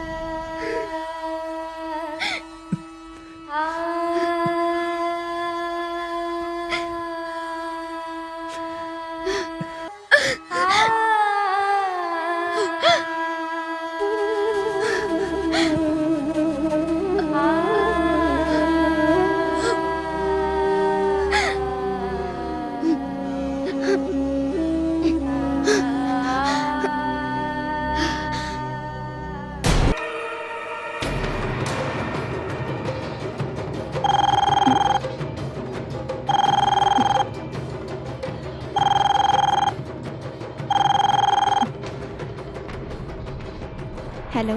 हेलो प्रिया। सॉरी, हम वो दिन तोहरा के कुछ ज्यादा ही बोल दे रानी। सॉरी। सॉरी बोलने के कोनो जरूरत नहीं है। तेरे खातिर एक गुड न्यूज़ बा। माधुरी तलाक के पेपर पे साइन कर देली। सच? अब हमनी के मिलन में कोनो रुकावट नहीं है। ओ प्रभाकर, हम तोहरे पास ही आ रहल बानी। I love you Prabhakar. Love you too. Oh my God, I love you. I love you, Prabhakar. I love you. I love you. वाह प्रिया वाह, एगो अबला की जिंदगी बर्बाद करके तू यहाँ खुशी मनावा ताड़ू। का मतलब? हम समझनी ना। जान के अनजान मत बना। माधुरी की मांग के सिंदूर छीन के तू आपन मांग सजावा ताड़ू। छी, तू औरत के नाम पे कलंक बाड़ू। ना, हम प्रभाकर से प्यार करेनी। प्रभाकर से ना, प्रभाकर के दौलत से प्यार करेलू। और तू अपने स्वार्थ में इतना अनर हो गईलू कि तोहरा के सच्चाई नजर नहीं आवत। माधुरी के आंख के आंसू तोहरी जिंदगी में कांटा बन जाई। तू सब कुछ पा के भी कुछ ना पैबू। अभी भी समय बा, तू अपना राह पे वापस लौट आवा। भूल जा प्रभाकर के। प्रभाकर तोहर नहीं खे, माधुरी के हवे। और तू माधुरी की जिंदगी के ग्रहण ना बना। भूल जाओ करा के, भूल जा, भूल जाओ करा के, भूल जा।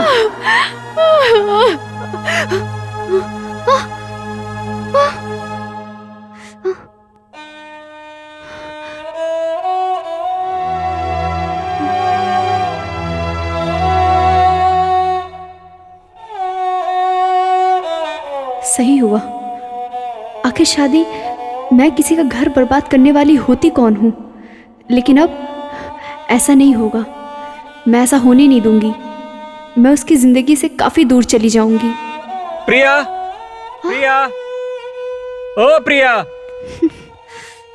कहाँ बाड़ू यार? दरवाजा खोला। अरे कहाँ बाड़ू यार? प्रिया, प्रिया, ये देखा।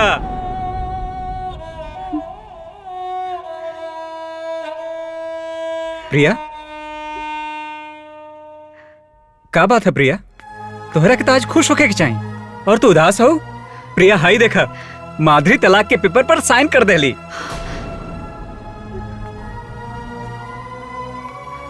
बहुत गलत भइल। इना होके के चाहत रहल। का? ये का कहा ताड़ू? हम सच कहा तारी प्रभाकर। अरे हम एक औरत होके एक औरत के घर संसार उजाड़े की कोशिश कैनी। अरे हमरे जैसे नीच औरत तो संसार में ही कौन होई। प्रिया प्रभाकर, हम तोहरा प्यार के लालच में आनर हो गल रहनी। प्रिया हम तो के जान से ज्यादा चाहिला। हाँ प्रभाकर, हम तोहरा से बहुत प्यार करेनी। प्रिया ही तो के का हो गए? बाकी बाकी बात करता डू। होश में आओ प्रिया, होश में आओ। होश में बारी प्रभाकर, तब सच्चाई बयां करत आनी। माधुरी के घर संसार उजाड़े के जो पाप। प्रिया माधुरी हमारे जिंदगी से बाहर हो गई बड़ी। ना प्रभाकर, कागज पे नाम लिखला से कोनो रिश्ता ना कायम होला। माधुरी कल भी तोहार रहल, आज भी तोहार बानी और हमेशा तोहरे रही है। और तू हमार कुछ ना हो का? ना प्रभाकर।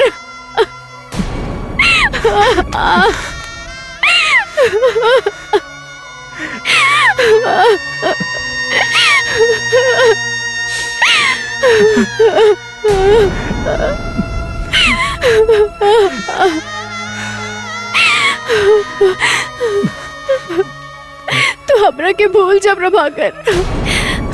माधुरी के पास वापस चल जा प्रभाकर। एहे में मार खुशी बा। जा प्रभाकर, जा।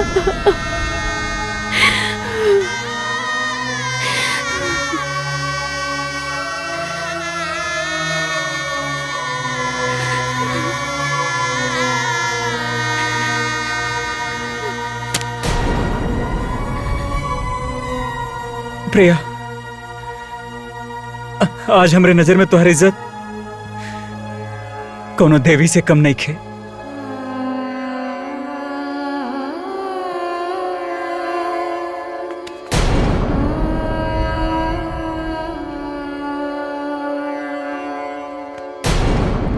प्रभाकर, हमरा के माधुरी के पास लेके चला। हम ओकरा से अपने गलती की माफी मांगत चाहतानी। प्रभाकर, हम तोहार दोनों जने के घर बसल देकर चाहतानी। चला। माधुरी, माधुरी, माधुरी, माधुरी, माधुरी, माधुरी, माधुरी।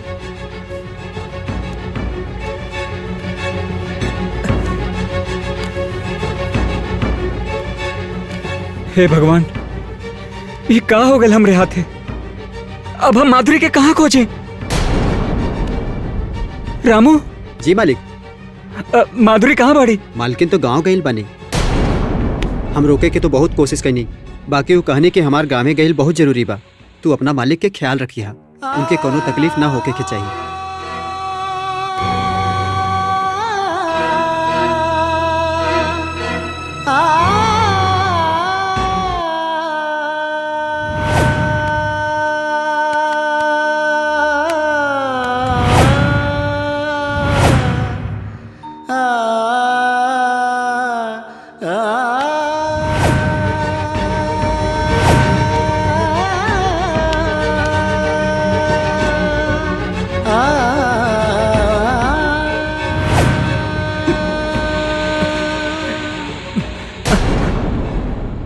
अब हमके भी गांव जाए पड़ी। प्रभाकर,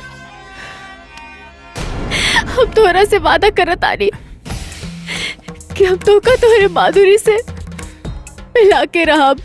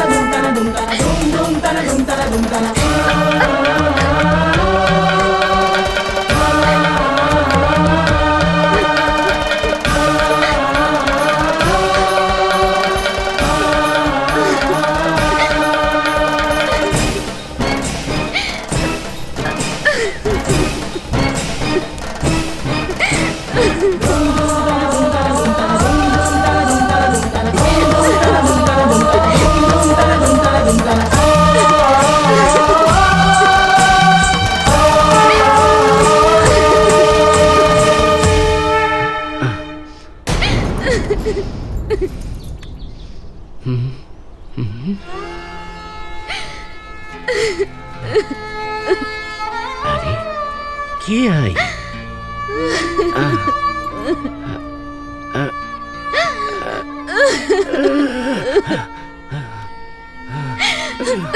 बाबूजी। बेटिया तू एजा कहाँ भइल? बाबूजी। कहाँ भइल बेटा? कहाँ भइल? चुप रहा बानी बू। बाबूजी। मत रो, मत रो। बाबूजी, हम जब से वो घर में शादी करके गई रहनी, हम खुश ना रहनी बाबूजी। चुप रहा बेटा, बिल्कुल के जड़ा मई है। उस सासू माँ रोज हमार दिन रात जीना हराम करके रख ले रही। ये टेंशन में बाबूजी दुनिया छोड़ के चल गई लन।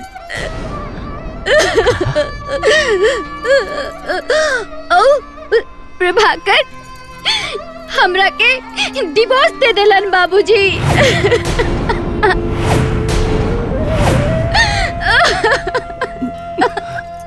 बेटा, एक उनके जिम्मेदार हम ही बनी। मखमली चादर पर पैबंद कबो न सुहाला बेटी। रो मत, मत रो।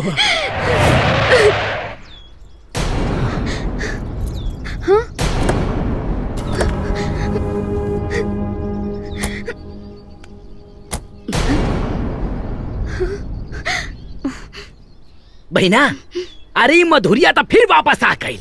एक काम करा, तू पूजा करे जा, हम एक खबर लेता नहीं तेल लगा के।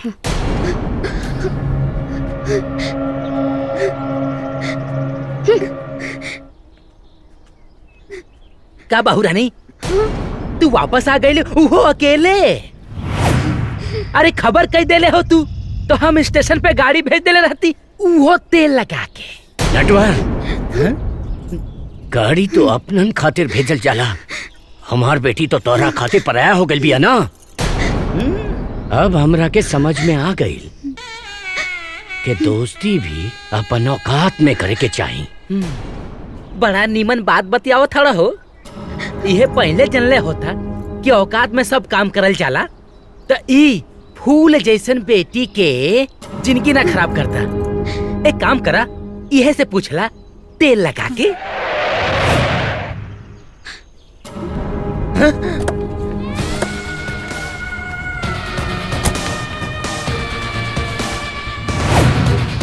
प्रणाम नटवर बाबू।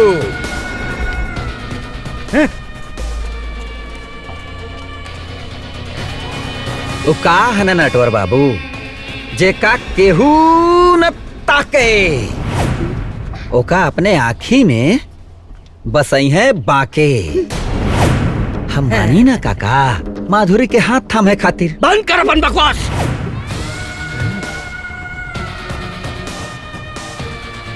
माधुरी के हाथ थामे खातिर हमरा लाश पैसे गुजरे के पड़ी। ता ऊ कवन मुश्किल काम हवे, वो हमारा जैसन आदमी खातिर।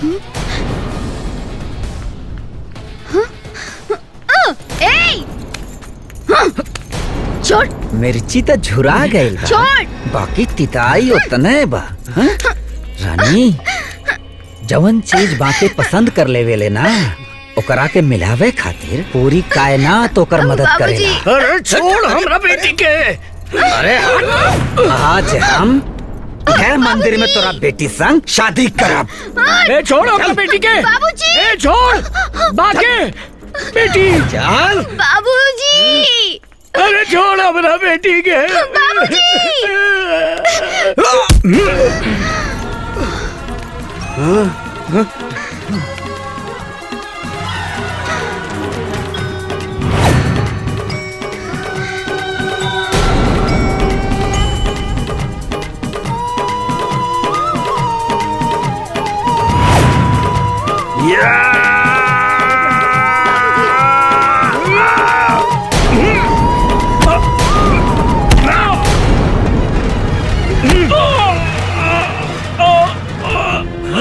अब जल्दी है तो हार हाथ पीला हो जाई, बुझलू कि ना? है? रुक रुक, हे जे रुक। हाँ? अरे बाप रे दादा हो दादा, ई तो गइल हाथ से।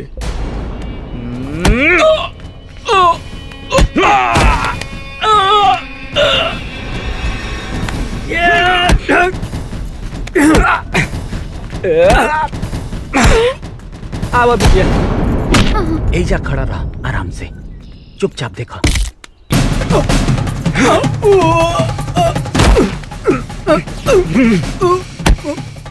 अरे बाप रे,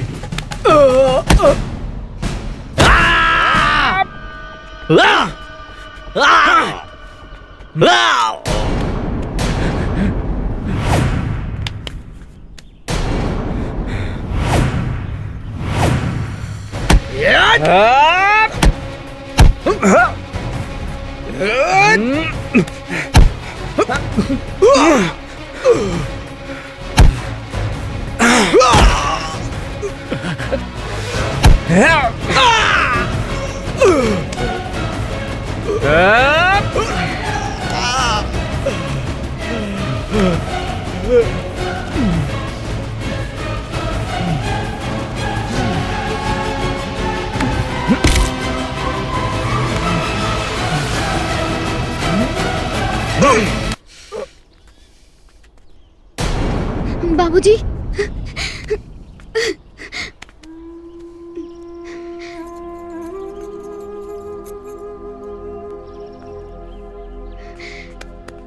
बाबूजी, हो सके तो हमरा के माफ कर दें। हम रहर बेटी के अपराधी बानी।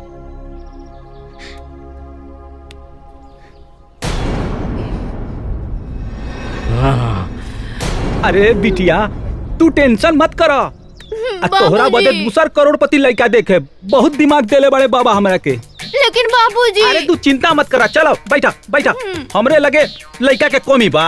हे बाबू चला चलो, पहले पैसा निकाला तब चलो। है पगला, पैसा के कमी कहाँ बा? इतना बड़ा बड़ा चैन पहले बनी, दे पैसा तो के। देब ना, अभी दो, अभी चाहिए। हे पगला दे हम ना। कब देव? हमार 200 रुपया भइल बा, हमार 200 रुपया दे दो, तबे हम आगे जाए। ए बच्चा सुनो, ऐसा करा, तू हमरा 200 दे दा, हम तोरा के 200 के 500 दे हम, है ना? 500। हाँ 500 देवा नू। अरे बाबू 500 ले ला, यहाँ पैसा के कमी नहीं खे। लो टेंशन मत ला, चलो चलो चलो। वाह बेटा वाह वाह।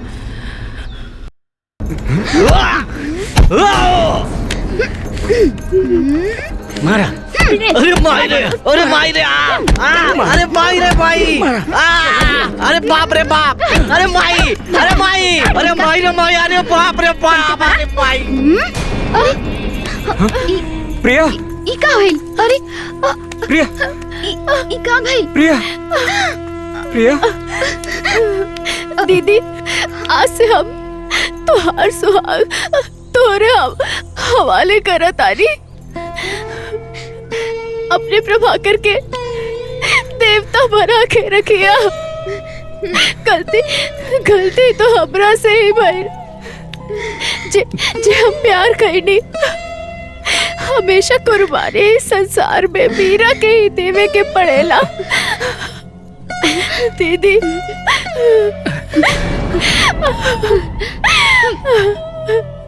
अगला जन्म में हम राधा बन के पैदा होके के चाहेला।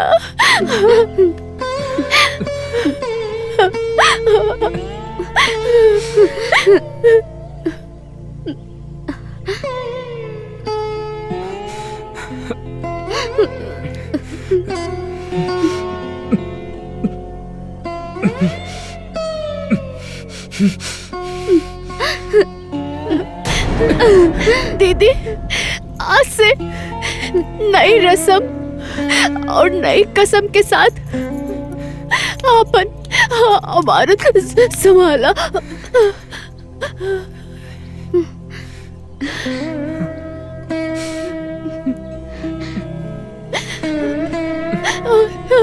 और हम कब विदा करा। प्रिया, प्रिया, प्रिया, प्रिया, प्रिया, उठी प्रिया, प्रिया, प्रिया। बेटा, ये सब हमरे कारण भइल बा। हमरे के माफ कर दे बेटा। हाँ भगिना, हम और बहन तीर्थ स्थान पर चल जाए। केला कहा के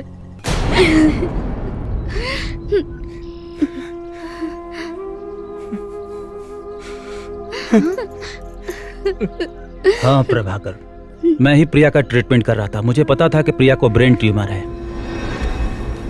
प्रिया जी, आप अपने पेरेंट्स को बुलवा लीजिए, कुछ जरूरी बात करनी है। डॉक्टर सर, मेरे पेरेंट्स इस दुनिया में नहीं हैं। मैं अकेली हूँ। जो भी कहना है आप मुझसे बताइए ना। ये बात बताना एक पेशेंट को डॉक्टर के लिए जरूरी नहीं है, फिर भी मुझे बताना पड़ रहा है कि आपको ब्रेन ट्यूमर है। अब आपकी जिंदगी ऊपर वाले के हाथ में है। डॉक्टर सर, आपसे एक रिक्वेस्ट है। मेरी इस बीमारी के बारे में हम दोनों के अलावा किसी को पता न चले, प्लीज।